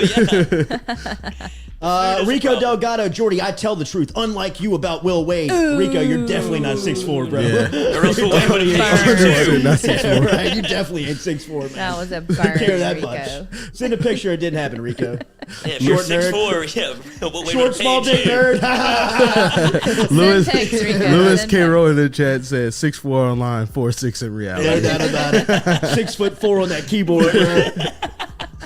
All right, next mailbag question. Who we got? Reed Rule. Could this NOA cause issues with recruits similar to the Sissy Dickie V last year? I don't think so. I think that as long as LSU is answering the questions behind closed doors, and LSU knows what the notice of allegations are. They know what is in that alleged suit, whatever it is. You know, I'd imagine that Will Wade does. So I think as long as you're forthright with the recruits, as long as you're being honest with the recruits, look, man, I mean, But wouldn't it be contingent on Will Wade being at sure, LSU? absolutely. That's If Will Wade is removed, I think then that You lose 3 5-stars. absolutely. Then that reopens the process for Julian Phillips, who has already signed his letter of intent. I mean, Julian Phillips. That's why we can ask Will Wade about Julian Phillips when he comes on the air, and he can answer questions about Phillips because he's in. He's already signed. He signed in the early period. If Will Wade's removed, obviously that could, start that entire process over for Phillips. But as long as there's nothing in that NOA that has, LSU, dead to rights or, in some serious trouble, then as long as that's communicated to the players, I mean, they arrested an assistant coach on Auburn's campus, and Bruce Pearl was suspended 2 non-conference games in December. No postseason ban. I mean, no SEC tournament ban. No reduction of scholarship. I think they lost a scholarship. I think they lost one. Same thing happened to NC State. Right. Nothing. And they're the only team that has had this process since they put it in 2017. They're the only team that's gone through it, and nothing really happened. Like their coach, they didn't lose their coach. Nothing. They fired him after because he stunk the next 2 years, but it wasn't because of NCAA like ordered him to be gone. There's really no recompense for what they're going to do if they bring with this NOA. Like they had to give up 16 games for Dennis Smith Jr. Who gives a shit? Right. Exactly. I don't even remember him. And remember, this IRPCABBW, whatever the hell it's called, has to come in and they have to prove it. Like they have to give the proof of what happened. Right? Like, I mean, it's all like, notice of allegations, right? Like you have to take what's alleged and you need to prove that in its latest, drop off, in its latest form, right? I mean, and the impossible task that it seemed like the NCAA and the FBI was working with the last couple of months was proving that LSU had done anything wrong. Yeah, you feel like you've got this smoking gun with the phone conversation that you got wiretapped into. But after that, when they started kicking around and answering and asking questions and, looking for processes and looking for how these things were getting done, this stuff was getting done, they got no answers. So that's why Wade's still here. That's why Javonte Smart was playing. That's why, it seems like LSU basketball has just kind of been operating business as usual over the last couple of years. And it seems like every year at this time, Pat Forty's got some type of axe he's trying to grind with someone somewhere because, I mean, it's to the day. That's what's so weird. It's like so a weird. fetish. Yeah, it's almost like he can't get over it. Like he can't get past that. Pat, we saw it. He's putting on the Billy Madison lipstick. Buddy, we sitting heard down it. on the couch. Yeah, he's like Buffalo Bill and Silence of the absolutely. Lambs. Dancing around his room with his laptop in his hand. Cutting up skin. I'm about to hit send. Precious. Talking to the dog. Auto Trader, dang. Yeah, right. I mean, like, Pat, buddy, we get it. You okay? But I mean, Kansas has an assistant coach on that same wiretap claiming to be ready to hand over $250,000 to Zion. Like, they got the money. They got the count. They got the amount. Bill Self got a lifetime contract. No postseason ban for Kansas. You know what I mean? Like, it's like, what? You couldn't approve that? You had him on the recorder talking about how much. You got Wade talking about a strong-ass offer. Offer for what? Speculative. What's the offer? At Kansas, they were offering $250,000 for Zion. What's that making it do? $350,000? $500,000? If Creighton was dishing out $150,000, I'd imagine that was small potatoes for old Zion. He likes big potatoes. I don't know, man.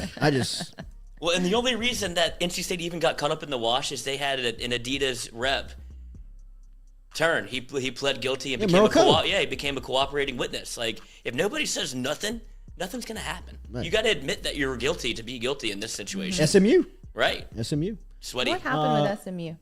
SMU had a incredible recruiting ring back in the early 80s set up from everybody that the governor was in on it. Oh, yeah. They were building a power. It was. I mean, really? they got Eric Dickerson. Loaded. Eric Dickerson had no business at SMU. Eric Dickerson took a picture on the front of a Camaro on the front of a brand new Corvette. Gold? It was like silver and black Corvette. That was like compliments of Texas A&M, and he ended up at SMU. To give you an idea of how much money they were paying and dishing out, like back in the early 80s. They called it the Pony Express. I mean, it was... I mean, they had Merle Hodges as their running back, and then Eric Dickerson showed up on They campus. were together. I know, but I was saying, like, Merle was kind of more SMU speed, and then they got Eric Dickerson. Exactly. Yeah. Exactly. It was a Trans Am. Trans Am. He tweeted the picture out. Yeah, Eric Dickerson. The picture's classic. Tweeted the picture out himself. He said the first ever picture of myself in the Trans Am in 1979. When did he tweet it out? This was February 23rd, 2022. Wow. So he tweeted that out like a couple weeks ago. Oh my gosh. Wow. Well, the picture has surfaced before because I've seen it out there. Can you just tap into Stewie's I'm trying to. It's computer? not... Stewie, get the wall up? Yeah. I have been... the wall up? I have been dabbling over here. I've been able to see his internet history, so I can see why he would be wary. Relax. Leave me alone. Let's see. All right. Any other? What we got? More mailbag questions? Oh yeah. Jeffrey in the chat asked Jordy, "Do you attend football practices?" I will definitely be attending spring football practices coming up here that will be open to the public starting on March 24th. Just if for nothing else, to see the new faces and see the new coaches and the way they interact with the players. Brian Kelly, how he runs his practices. Man, I've heard some really good things about the organization of LSU football over the last couple of weeks and just how they've gotten some things aligned and put into place. And with Kelly's leadership, just coming in there and cleaning a lot of stuff up, just cleaning a lot of the mess that was left behind by Panamsky and Ogeron, just cleaning up those processes, putting in structure, putting in organization, really holding the players accountable for their own actions, whether it be attending workouts, being around the building, grades, academics, all the stuff that matters in being a student athlete is really structured and organized through LSU football right now under the leadership of Brian Kelly. So from that return alone, from that feedback of asking around alone, I can't wait to see the way that he runs a practice. I can't wait to see the way that he's got his assistant coaches organized in the way that those guys are coaching their groups up, and the new faces. Right? I mean, like whether it's Jaden Daniels, the quarterback, or whether it's Miles Frazier, the offensive lineman, or whether it's, one of these defensive backs that's going to step in and make an impact, or even guys like Will Campbell and Quincy Wiggins. And I know Walker Howard was a little banged up and trying to get healthy, but I'd imagine that he'll be out there during spring and just kind of see those guys, making the leap from high school football and high school superstars to, SEC, low men on the totem pole depth chart guys in spring and trying to make their way into their new team and onto the field. So I think there's a lot of exciting storylines around LSU football going into spring. And yes, we will be there. We'll probably have some live reports from out at LSU football, be doing some programming. Wow. That's amazing. What a picture. Look at that picture. I love that he tweeted it out. No. And usually the one that is out there is him sitting on the hood. So this is actually a brand new. This is a new picture. Is that his dad behind him? You think? I don't know, but I wonder who snapped the picture. Was like, what is going on? Somebody over from SMU. here? Yes, that's great. Got him, boys. Is that the Texas A&M coach? Is that Jackie Sherrill over there sitting in that Oldsmobile? I don't think so. They showed up in a brand new Camaro. We don't got a chance.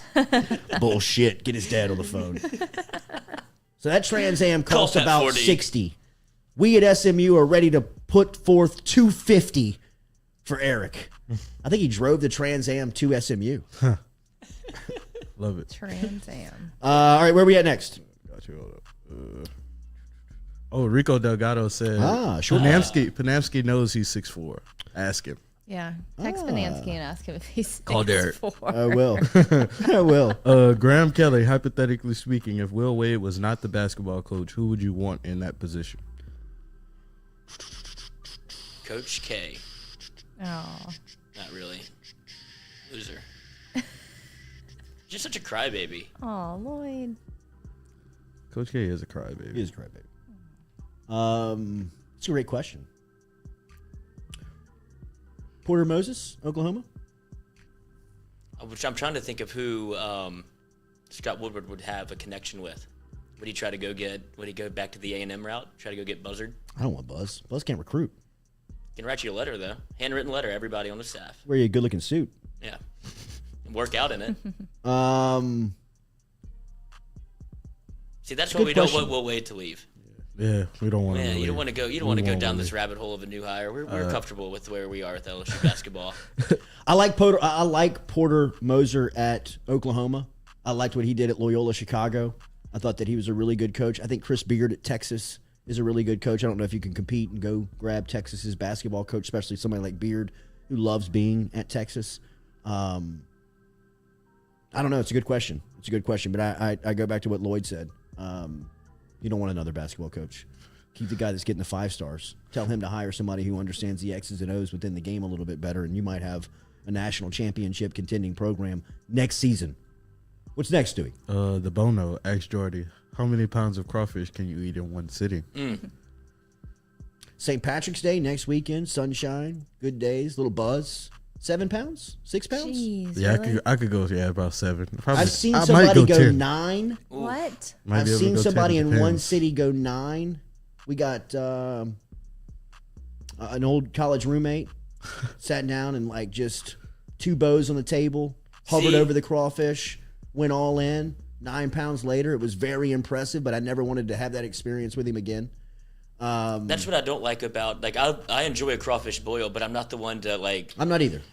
No. belly up this to is the my- table. this is my Yeah, spot. this is my arena now. Yeah. Like, hell yeah, the crawfish is done. I'm like lurking in the Yeah. I'd say I'm going back I'd and say forth.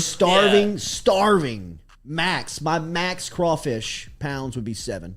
I don't even think I would say my crawfish- average would probably be 3.5. Yeah, I think That it's, like, amount will normal. fill you up though. Yeah. Like that's 7? how much you have to eat. Yeah, to, you can to get the fill bubble yourself guts up. off of that too. Yeah, See, that's what I Yeah. yeah. that's The salt. that's when it starts tearing And into I'm the not a stomach. big Get a little like, puffy? Yeah, I'm not a big crawfish like to fill me up move. Me Like either. I'll eat Me something either. else. Well, yeah, I'm that's with you. not something you It's eat a if you're social starving. food. Right, but people Well, it's always the auxiliary. wait. It's the ancillary parts to the boil that really fill you up. Yeah. You know what I Yes, mean? that's Whether what you throw I some enjoy. artichoke hearts or Yeah. some sausage or Sausage. some. I was you know. talking about all the ancillary factors around it. That's what I like about the boil. Yeah, me too. Me too. Me too. camaraderie. But I'm talking if you're looking to get, you're looking to get a little protein out of it. You know what I Yeah. mean? Like some sausage, some whatever you add to your boil to give it the punch. I like artichoke hearts. Yeah, those are good. I feel like they don't ever soak up the. They think the don't garlic- get as I- much taste as the rest of the crawfish. Like the crawfish obviously is the breadwinner in the taste department. Like I don't want to bite into a potato necessarily. Really? Oh, you Like I don't? just feel like it doesn't. It's not as good as a normal potato. The potato. That's just, Do y'all So- use sauce?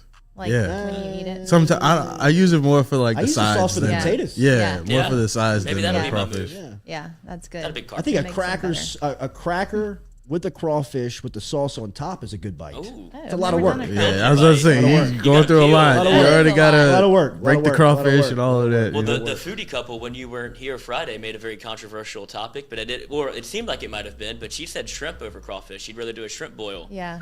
And it sparked some controversy in the chat. Not Shrimp too with the controversial. crawfish Shrimp is- with is crawfish, my I agree. move, I love yeah. the crab, shrimp, and Oh, crawfish yeah. The boil. trio. Yeah. I love it. That's- Well, that's Holy killer right Trinity there. of South Louisiana. Yes. You know what I mean? 7 pounds max, 3.5 average. But that's not and 7 pounds is not a St. Patrick's Day move. You got to No, be it's not. nimble. But I'm talking about on a day like Yeah. that. Like if you get me St. Patrick's Day, 5 o'clock, hadn't eaten all day, relief med it all day. Who knows what else has passed through the system that I have not been able to deny. Jello shot. You know what I mean? Right. And I just want to belly up and eat some food. I'll kill 7 pounds of good crawfish. Noah? Noah, I would say 10. Yeah, Noah's 10. Can you for get 10 sure. in a setting? 10, yeah. No, he doesn't count. Yeah, he's just I don't eating. know my max. I just know it's a lot. I love how he also has on the BBW. Yeah, BBW. the boys are in. I'm left We out. need to take a shot for Jude and the boys. Cordell Music mailbag. Can we jump Pat 40 now? I'd love to. I'd love to also. I would throw Noah out there first. I You know think what I mean, it's, I'd bet Noah lead Well, off. no, that would run. That'd scare him off. You gotta, I guess you would put me out there first. Well, that's just You know what I mean? Just kind of piss him off. Right. Like, hey, Pat, What's you up? ready? You ready here. for this? then Yeah, I'm the Noah one that's just been talking to walks up. shit for the last 4 years. I'm the one that didn't apologize to you at SEC Media Days. You want some now? That drink I spit in Yeah? it. No, here he comes. Here he comes, Noah. Here he Hurry comes, up, Noah. hurry You up, ready, Noah? Here he hurry comes. up. Here he comes, Noah. Here he comes. Here he comes. Boom! Talk shit again, Pat. Say another word. Write another motherfucking word, Pat. See what happens. Stewie, kick him in the side real quick. No, Got take his you. shoes. Take his shoes. Take his shoes. Right. Grab his pen. Get the wallet. Get the laptop. Give his iPad. Break his glasses. Fucking write another word about Will. Call his wife. Bastard. Rico Delgado. Jordy thinks he's Joe Pesci. Funny how. Rico. Hayden, Joe Pesci like how? Hayden Pierre's, where will Derek Stingley fall in the draft? And do you feel any connection to him as an LSU brethren? Speak it again, Stewie. Read it again. Say it again. Where will Derek Stingley fall in the draft? And do you feel any connection to him as an LSU brethren? I absolutely feel. I mean, I feel like he's an LSU guy. I don't know if I don't feel like he's my brother because I didn't play at LSU, but I feel like he's definitely an LSU guy, and I don't think he's going to slip in the draft. I really do. I think it's easy right now to call him out. He hadn't seen him play a lot of football. It's easy to turn on the freshman film and ask, hey, I wonder if he can still do that. I hadn't seen him do that in the last 2 years consistently, right? But then he's going to test. And it's going to take some big balls to pass on Stingley after he tests. Because he's going to jump, run, broad jump, and ball skill on the field is going to mesmerize somebody. Because he's just that type of athlete. I expect him to run 4.3. I expect him to jump 41. I expect him not to drop any type of pass on the skill development field. His back pedal to the break is going to be textbook perfect because he's been doing it since he's been in 8th grade. All that stuff, fundamentals, technique, all that stuff is going to be just glaring check marks in passing. Does he have some question marks about his physical toughness and his mental toughness on playing football? I think that there's probably going to be some curious people within the interview. But once you put him on the field and once you turn on the 19 film and you are paid to put a football team together and that guy's on the board and you pass on him for another DB, you better be secure in your job. Because, I mean, if he is Stingley, right? Like, I mean, if he's the guy, if he's 2019 and he's motivated and he's ready to get back on the field and he's got everything that he needs as far as health and all the stuff that he needs to get there, come on, are we debating whether or not there's really a defensive back in this draft better than that cat? So I think once he gets to the testing, and I don't think obviously he didn't work out in the combine, but he'll be ready for pro day. And once that pro day workout comes and goes, he will be right back atop of the top cornerback on the board. I think that doesn't get out of the top 10. I think Houston makes a lot of sense for trading in. I think the Jets make a lot of sense up in New York. I think they're at 5 or 4. They have 2 top 10 picks, I think. Do they have 2 top 10s? So, I mean, that could be a possible landing spot. I mean, it's going to be do you imagine it like a Jamar Chase scenario whenever he shows up to pro day and works out, they're just going to be like, oh, shit, I forgot how athletic and good he is. Because that's what happened to Jamar. He sat out the entire year, didn't really hear from him, shows up at pro day and blazes, jumps high, and then runs all the routes, and everybody's like, oh, he's the best wide receiver in the draft. Yeah, right. Jesse McCormick, second cousins are your first cousin's kids. I love how he jumped in with that right now. See, isn't that confusing? Thank you, Jesse. Yeah. Ronnie the limo driver. Jordy's like Home Alone Pesci. The Wet Bandits. Yes. The Wet Bandits. What a name. I know. I love it. Rico Delgado said Goodfellas or Casino.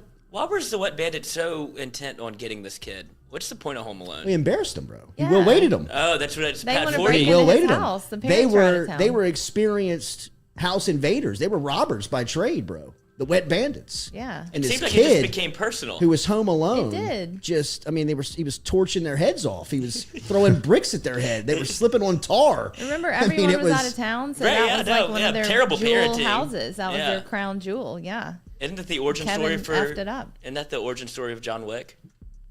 Home Alone? What do you mean? This guy. My mind feels blown. Right? What do you mean? That's Say John what? Wick as a You're gonna child. tell me that that's a true story? No, I just made that Actually, up. yeah. Did just Yeah. make Thank that you. up? God, Lloyd. Welcome Thank back, you. Katie. Ugh, whatever. International Women's Day is Reed Rule, a couple of names in a worst case scenario if Wade is gone. John Beeline from Michigan, who was last at Michigan. He took the Cleveland Cavaliers job and got ran out of there by Colin Sexton, I think, ran him out. Well, we had the weird ball. Tommy Amaker, who is at Harvard right now. I don't think you want that guy. I like Tommy Amaker, and he's a good coach, but I don't think that he's SEC. He doesn't feel like an SEC coach. And then Randy Bennett over at St. Mary's. Yeah. He's a good coach. Yeah, he's solid. Todd McShay has Derek Stingley going. I get to it. Not 12, 16 overall. Oh, yeah, right. 16 Todd. overall to the Eagles. No way. No way. Sauce Gardner being the first corner off the way. board. I mean, maybe so, but 16 feels like a lot of football players to take in front of Derek Stingley. I mean, you're telling me there's 15 better players in this draft than Derek Stingley? I ain't buying it. If he falls to 16, somebody's trading up to get him. He falls out the top 10. Somebody better make a move that is actually a good team. Just be like, oh my God, we could actually have enough capital to be able to trade up to get Stingley. Saints, I don't know if you have any capital, but that is a trade worth doing. Or you could get Tyrann Mathieu. Who seems to be interested. He wants in. I think he wants in. He feels a little jaded by Kansas City. Yesterday after the Russell He spoke Wilson his truth. yesterday after the Russell Wilson trade, did you see where he said Russie in the AFC West? What could have been? Oh, really? Yeah. And so it kind of seems like Little he's teaser, huh? a little pissed off. You know what I mean? That Kansas City disrespected him. Yeah. Which, if I'm New Orleans and I'm a Matthew fan, I'm lining up to get him. Yes. CD Deuce wants to put him in 7. No doubt about That it. jersey would be the number 1 Could you selling imagine- jersey in the NFL. Could you imagine CD Deuce and Tyrann Mathieu in the defensive backfield for the Saints? And Marshawn Lattimore? I mean, I'm all in. All in. Give Badger, me, make it take my happen. money. Because I'm Make going. it happen, bro. I'm at every game. Trying. Every game. Brandon Hollingsworth, Kelvin Sampson from Houston would be a great hire. Be a great hire. Rico Delgado, look into the Liz Frank injury. I know that Derek Stingley suffered that and did have the foot surgery. He went up to Green Bay, who is the Green Bay foot doctor, or the foot doctor in Green Bay, is known as, he's world renowned for the surgery that he executed on Stingley. The one that Stingley had, he went to the best surgeon for that particular injury in the world. And The Dr. James Andrews of feet. right, and weirdly enough, that he resides in Green Bay, Wisconsin, but that's where he was, and that's where, and by all accounts, that was a very successful surgery, and Stingley is expected to make a full return, from what I've been told. Now, we can get somebody on here who may have some news more familiar and close to the situation, but I was always under the impression that Stingley was going to make a 100% turnaround and Recovery. get back to health. Yeah. I mean, a lot of fat people in Wisconsin. That's probably why he works on the feet so well. A lot of load bearing. So much cheese. $200 million Hurts. for Rod. A-Rod. Guaranteed. 153 guaranteed. Wait, is this true? I don't think know. they- I this saw where says- he broke it down. Right, But, Rappaport got but to fooled. me, like, it feels like Brady. Yeah. Somebody broke the retirement, but Brady got pissed off that it wasn't from him. And Aaron kind of came out and was like, let me undercut that story, but it feels like it's going to come back and be like, well, I mean, did they make you the highest paid player in the NFL or not? You know what I mean?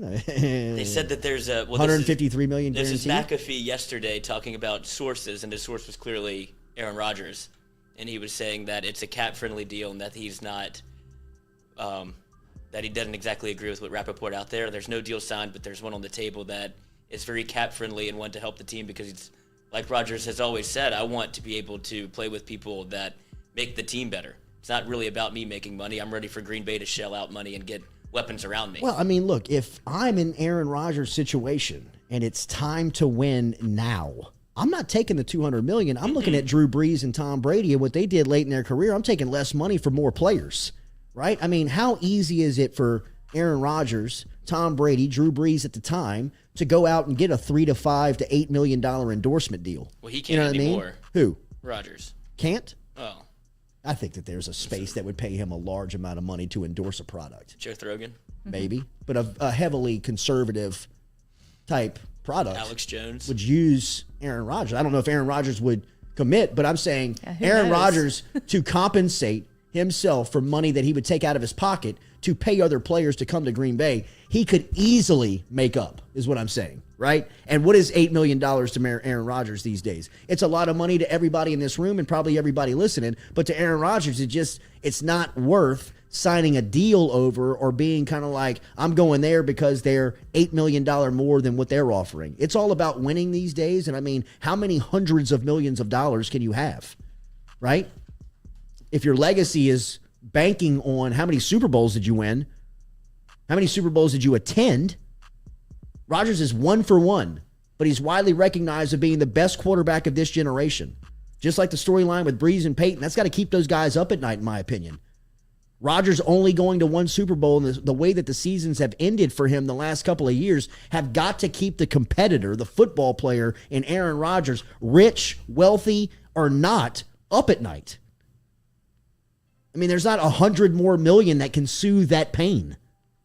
Yeah, I mean, it helps, but I'm still in the eyes of my peers, somewhat a loser, right? I mean, don't you think that those guys look at that to a state of you're like, hey man, Aaron Rodgers, you only have 1 Super Bowl? Back-to-back MVPs and 1 Super Bowl.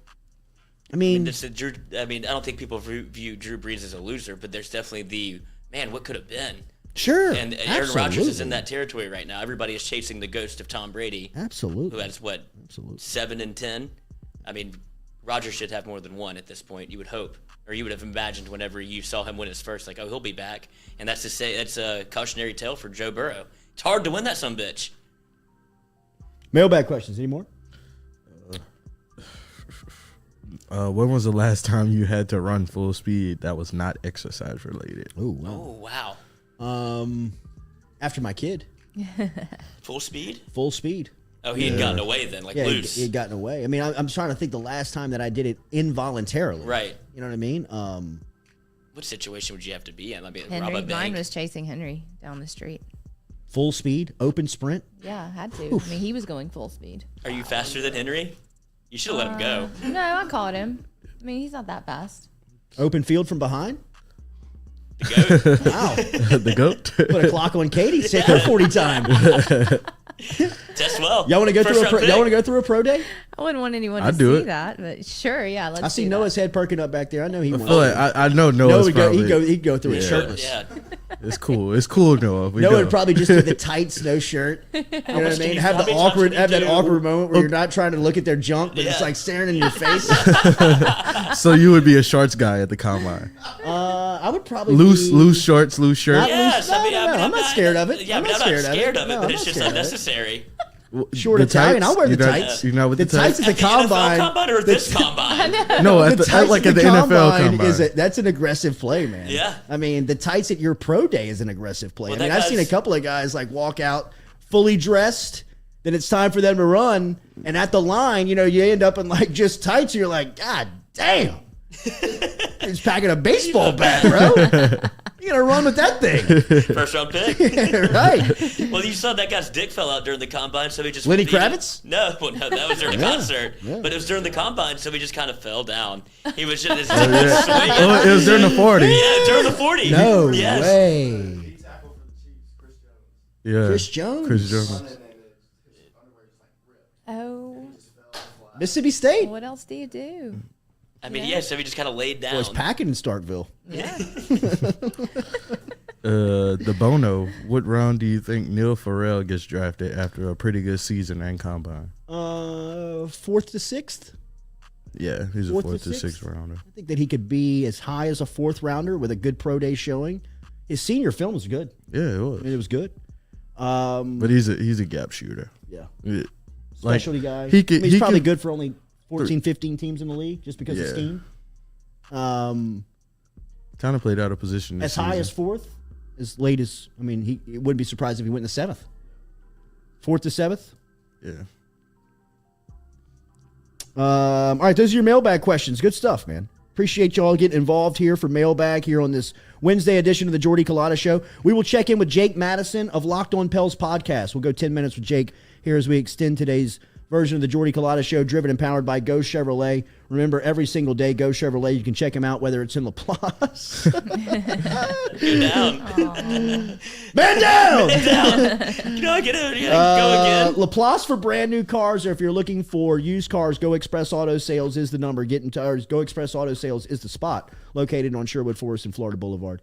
Go Chevrolet drives us every single day here over at the Jordy Culotta Show, and we will talk to Jake Madison of Locked On Pels podcast next. What's up with Zion? We'll find out.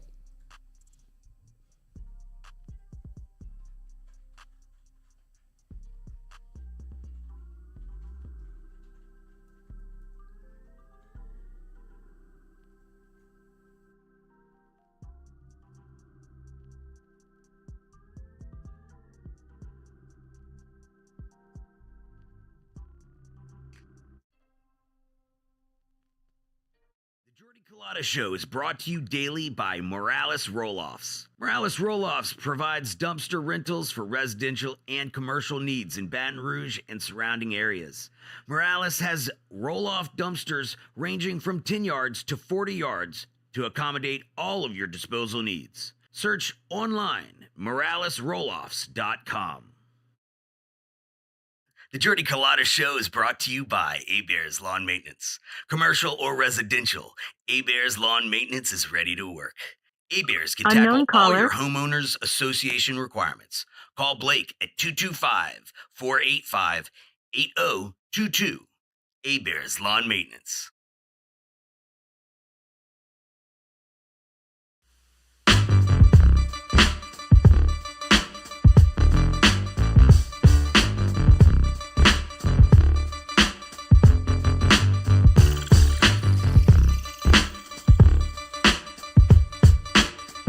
All right, my guy Jake Madison over at the Locked On Pels podcast. Nobody has a clearer line or better information on the Pelicans than our guy Jake Madison. Make sure you are following him on Twitter, on all social media, to keep up with the Locked On Pels and all the information that's going on there right now. Obviously, Zion Williamson is front page news for the NBA right now. And the New Orleans Pelicans. Jake Madison is covering that. Make sure to hit him. At NOLA Jake is where you hit him on social media, and LockedOnPelicans.com is where you can find him online. Locked On Pels podcast, wherever you get your podcast from. If you subscribe to the Jordy Culotta Show podcast, wherever you listen to it, they've got the Locked On Pels podcast as well. Jake, good morning. How are you, man? Thanks for having me on to talk some hoops. Absolutely, buddy. It's good to have you back on here on the show. Obviously, Zion Williamson has been front page news around the NBA and just what his status is. It looks like he is getting back to New Orleans. What's the latest on Zion, and what do you expect from him, if anything, the rest of this year? Yeah, he's back in New Orleans. This is a really big development because he had been in Portland trying to kind of rehab this broken foot. I think he's trying to avoid a potential second surgery, and we weren't sure if it was actually healing properly.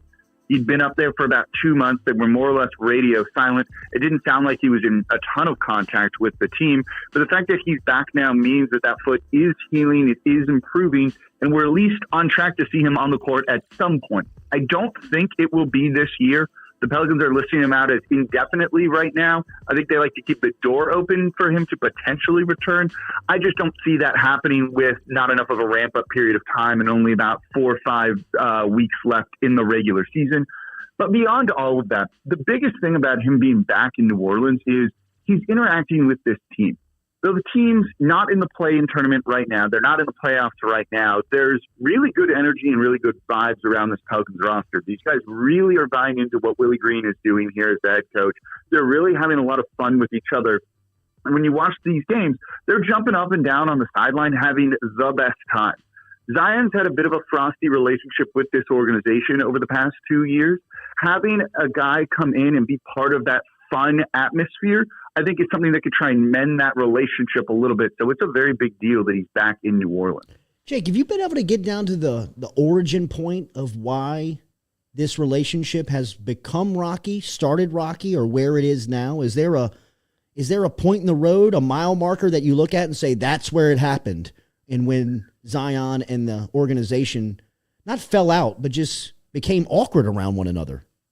Yeah, that's a good way to put it, right? It's kind of awkward, and they're not on the best of terms. I don't know if it's necessarily falling out.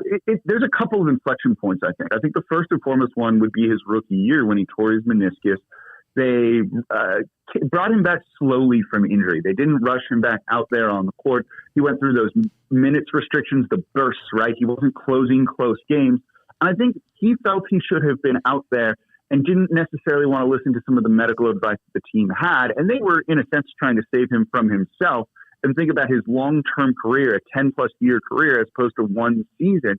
But he wanted to be out there playing, and I think that created a little bit of tension between him and the organization. I also think David Griffin was a bit of a problem, too. And David Griffin's tenure has been up and down in New Orleans so far. He had some early misses. Took him a while to really figure out the center position. Some of the other moves he's made in the past haven't looked good, letting Lonzo Ball go for virtually nothing. But he's really started to kind of rebound from that, bringing in C.J. McCollum. But he comes off a little bit fake at times. We've seen it in his press conferences where he talks about family. The way he kind of speaks, a little bit of like a used car salesman vibe to him. And that comes off as fake to Zion and his family when this guy is preaching family in team meetings and then goes and rags on players or coaches to the media that same day. It rings a little bit hollow. And I think Zion and his camp, to a certain degree, have kind of felt a little bit turned off by David Griffin. But ultimately, winning's going to fix everything. That's what it does to these type of situations. And if the Pelicans get into the play-in tournament, Zion Williamson is having fun here in New Orleans, I think everything will be fine in the long run. things aren't to a point where he would be the first in NBA history to turn down the rookie max extension, right? I mean, is it at that point?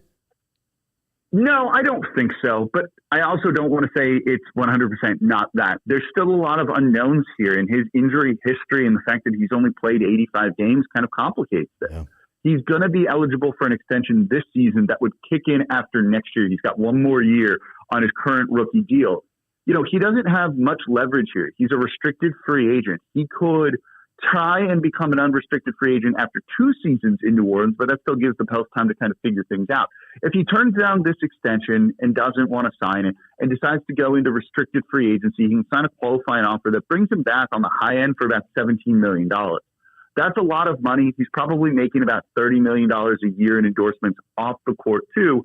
But that's a far cry from the $200+ million contract that he could sign with New Orleans this offseason. You're betting on yourself, and it's a lot easier to bet on yourself when you're, say, making $45 million that one season.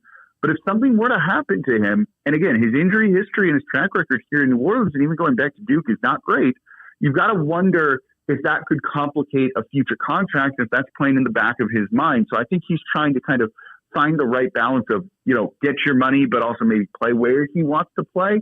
But the fact is he doesn't have much leverage here. And so he's either going to sign this extension or at least be in New Orleans for 2 more seasons.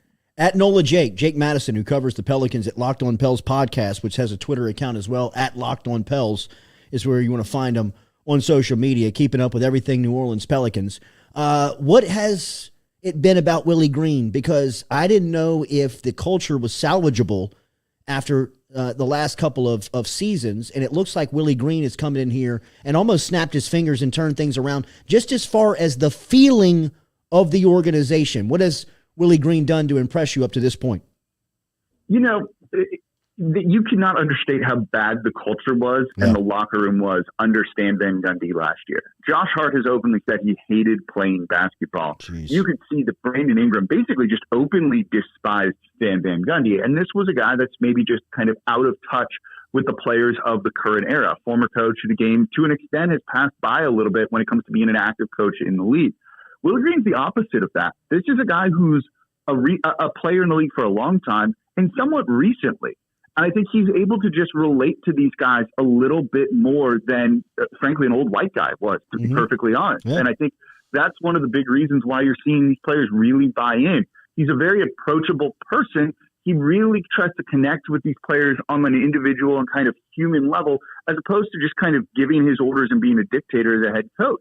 And the great example of that is when he moved Devontae Graham to the bench. Instead of them, Devontae Graham coming in on a game day or a practice and Willie Green going, hey, you're on the bench, we're starting this other guy right now. He drove over to Devontae Graham's home and sat down with him for an hour to spend time talking to him about why he was making this decision, to really explain it, and to also get Devontae Graham's buy-in. Players want to start. That's a really big deal to these guys. So for a guy to go from a starting role to a bench and openly embrace that really speaks to just how Willie Green kind of takes this approach to connect with these players. And that's why you're seeing these guys jump up and down on the sidelines. That's why there's a lot of brotherhood in that locker room right now, as opposed to a coach that was just kind of yelling at them and throwing them under the bus. Why was Van Gundy ever even in consideration? Was it strictly David Griffin, or what did he see in bringing him back whenever he had the roster that he had? And then he has J.J. Redick openly say, oh, shit, whatever he saw that he was hired after his days in Orlando with them. You know, the J.J. Redick is funny because he had also said that this was the best coach, his favorite coach he played for in the NBA. And I think this one is not entirely on David Griffin. He made the hire. It was his decision. But after that 1 year under Alvin Gentry, both Zion Williamson and Brandon Ingram went to David Griffin, and they wanted a little bit more structure in their practice routine during the season. Alvin Gentry, you know, he's known as Uncle Al. He's very much a player's coach, a very laid-back, chill guy that'll kind of let you get away with a lot of what you want. That doesn't always translate to winning basketball when you're trying to compete at a very high level.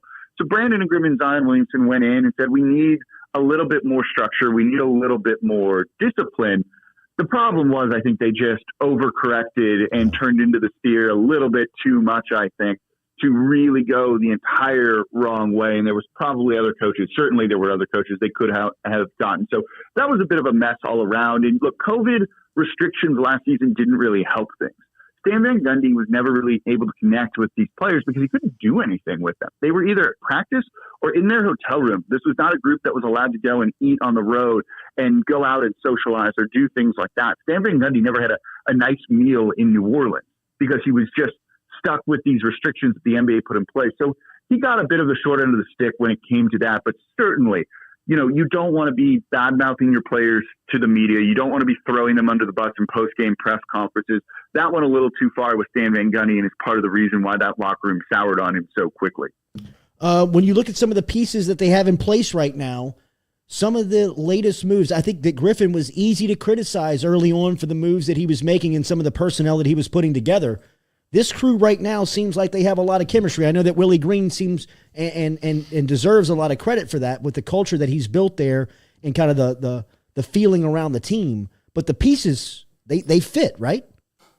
Yeah, absolutely. And the addition of C.J. McCollum was an excellent one. And as I said before, David Griffin's tenure is up and down. He's definitely made some mistakes. He let Lonzo Ball go for far, far too little and didn't get nearly as much of a return on him as he should have.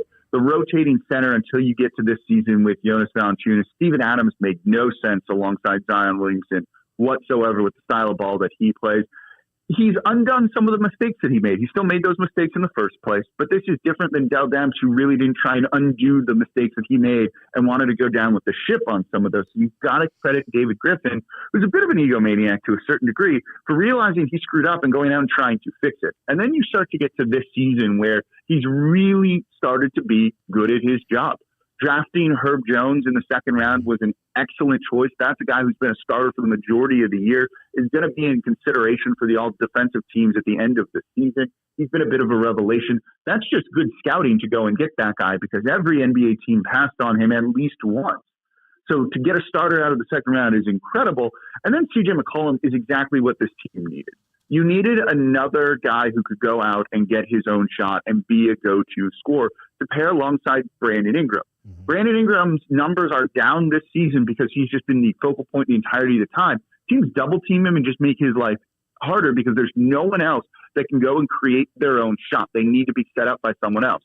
So in comes C.J. McCollum, who put up 33 in the game in the loss last night, and is a guy that can go get his shot. He's already second on the team in pull-up threes made this year, and he's only played 11 games for New Orleans, which tells you how little instant offense they really have out of some of these guys. And he's also a player that's going to fit next to Zion Williamson. When you watch him, and you'll see this in the game tonight, when he has the ball and they're using him as a primary ball handler, not something that he's done in Portland really before in his career, when he's running the pick and roll, when he's moving left and right at the top of the three-point line, they send two at him. You're going to see two defenders trying to take the ball out of his hand. If they're doing that, that means someone is open. And it means you can't put two people on Brandon Ingram, and I think he's going to end up playing tonight. And that just elevates this offense. So you throw eventually, whether it's this season or next, Zion Williamson into the mix, and you have a 40% three-point shooter alongside him in C.J. McCollum. This offense should be incredible next year. So the pieces really are starting to fall in place, and you're really starting to see David Griffin start to execute his vision. I know that Larry Nance had knee surgery a month ago. Can he help? Yeah, big time. They could have used him in that game last night. Yeah. Jaren Jackson Jr., who's a very mobile big, gave Jackson Hayes a lot of fits and a lot of trouble on the defensive side of the ball. Starting Jackson Hayes at the 4 when he's maybe really a center works offensively because he kind of complements Jonas Valanciunas, but defensively he can't guard in space. And in a league that's trending more mobile, trending more athletic with some of these big men, you need a guy that can do that. It's not Jackson Hayes. He wants to be a shot blocker. Larry Nance Jr., I don't know when we're going to see him. I hope we will see him this year. I'm expecting that we'll see him this year. He's more of a mobile big. He's more of a small ball 5, so he can defend down low, but he's got enough athleticism and enough experience, too. He's a pretty good defender to be able to defend out on the perimeter, and he would have made a huge difference in last night's game. Back-to-back tonight, they're 8.5-point favorites on the road versus Orlando, or excuse me, they're at home versus Orlando. Everyone feels like a must-win now, but this is a must-win, right? Yeah, the next 4 really are, if you include this one. They've got a 4-game home stretch of very, very winnable games. You've got Houston in there, too. You've got the Charlotte Hornets on Friday, who look like they don't want to be a playoff team and are ready to go home. And then you have the Phoenix Suns on Tuesday, where they are still without Chris Paul. You know, they didn't have Devin Booker last night due to health and safety protocols. Who knows if he's going to be playing or not. And New Orleans just beat that team by 17 right out of the All-Star break. If you can win these 4 and go 4-0, you're going to be in a real good position to make the play-in tournament and then likely make the postseason. I do think New Orleans is going to have maybe about a 30% chance to win that play-in tournament and get in as the 7th or the 8th seed. I think that's a really big deal, but you've got to take care of business at home. I know they flew out late last night after the game. You know, they got very little sleep here, but as you said, they're 8.5-point favorites. This is when you've got to take care of business against. And let's see if Willie Green's really able to motivate these guys and come in with the right type of mentality, because they did not have it in last night's game. They were not physical enough. They didn't really try on defense. Memphis had 42 fast break points off just 14 turnovers for New Orleans. They were just getting out and running against this team that was just slow all night. If you do that against Orlando, they have young guys that want to prove their place in the league. You will lose this game. So you need to come in with the right mentality because, as you said, it's absolutely a must-win. You expect Zion to be present in Smoothie King tonight? Yeah, you'll see him there. I'm fairly certain of that. He's not going to be with the team on road games, but you're going to see him around the facility. You'll see clips of him working out after practices and things like that. He should be there on the bench. I've heard he lost a good bit of weight, so we should see him looking a little bit different as well. I'm excited to see. I think the crowd's going to be very excited and hopefully give this team and the fans in New Orleans a little bit of an energy boost. At Nola Jake, hit him on Twitter, at Locked On Pels Podcast. You can find that on Twitter as well, at Locked On Pels. Jake Madison covers the Pelicans as good or better than anyone in the market. Make sure and hit him on Twitter. You will hear more of him here on the Jordy Culotta Show. Thank you as always for the time, and good to catch up, man. Of course. Thanks for having me on, Jordy. All right, man. See you. There's Jake Madison checking in from New Orleans this morning as that conversation brought to you by Relief Med. Our friends over at Relief Med was over there yesterday. They got some new product in. Go check them out. New flower if you're looking to celebrate, whether it is postseason basketball tournaments. If you are a little stressed out with Pat 40 and his pen, then you can go pick up a pen yourself over at Relief Med, as they've got the oils, they've got tinctures, I like that. they've got flour. And if you mention Jordy1, the promo code Jordy1, you're going to get 20% off of your initial purchase. Your first visit, 20% over off? the first visit. Okay. First visit. Okay. First visit. Don't they have candy now? I don't know that. I think they have gummies. Oh, yeah. Well, they've had gummies. They've Yeah, been having yeah. gummies. Yes. You idiot. You Oh, didn't know. I've never seen them around here. Fucking moron. Nobody eats edibles around here. All right. If anybody sees Pat 40, tell him we're looking for him and we're coming to jump him on the Culotta Show. Good He show needs today. relief, man. Allegedly, Pat. We'll get him. Yeah, maybe that's what he needs. He needs relief. Got a notice of allegations for you. Yeah. Yeah. Pat 40 high would be insufferable. Wow, right? Wouldn't shut up. But I don't know what he would do. but Laughing. Yeah. This guy. Does he 40. laugh a lot? I don't know. I don't Seems know. to have a Just good gotta- sense of humor. No, got he a does picture. not. Yeah, right. He seems like a big tax guy. He would not know how to maintain. No. Who brought Pat? Oh, Jeez. never again. That'll get you kicked. That'll get you kicked out the I friend don't know. group. Maybe it would make him way cooler. He seems like It's the so- type. He seems Chill like him the type out. of guy that would throw up. Like, from getting high. Like he get high and just like You look suck green, up. Pat. You're high, I bro. smoke all the time. Oh, what's that? Let me hit that. Is that a grinder? Oh, you have the 3 compartments. You know there's Keith down here. I doubt Pat knows about that third compartment. You can say that for a lot of things in his life. I bet. Would you hire Rick Pitino Ooh, if the job was open? that's Yeah, I mean, what's the difference then? That's a great question. You want to flip it on its head. Right. Oh, we can Right. get even dirtier. escort You asked services for and it. You beyond. asked for it, Pat. Pat, get your pen back out. You weren't happy with just strong-ass offers, were you? Now you want to shut down the restaurant. That's right. Now the dormitory's a brothel. You happy now? You prick? And we're not running from it. Have a great day. Make sure to hit that like and share. We appreciate you starting your day and ending your morning with us here on the Jordy Culotta Show. Mikey Matuk from Mic'd Up will be in 11 to 1 o'clock. Big show coming up on Mic'd Up. Make sure that you're subscribed and are tuned in at 11 a.m. on his YouTube channel. We will be back at Fred's on Friday.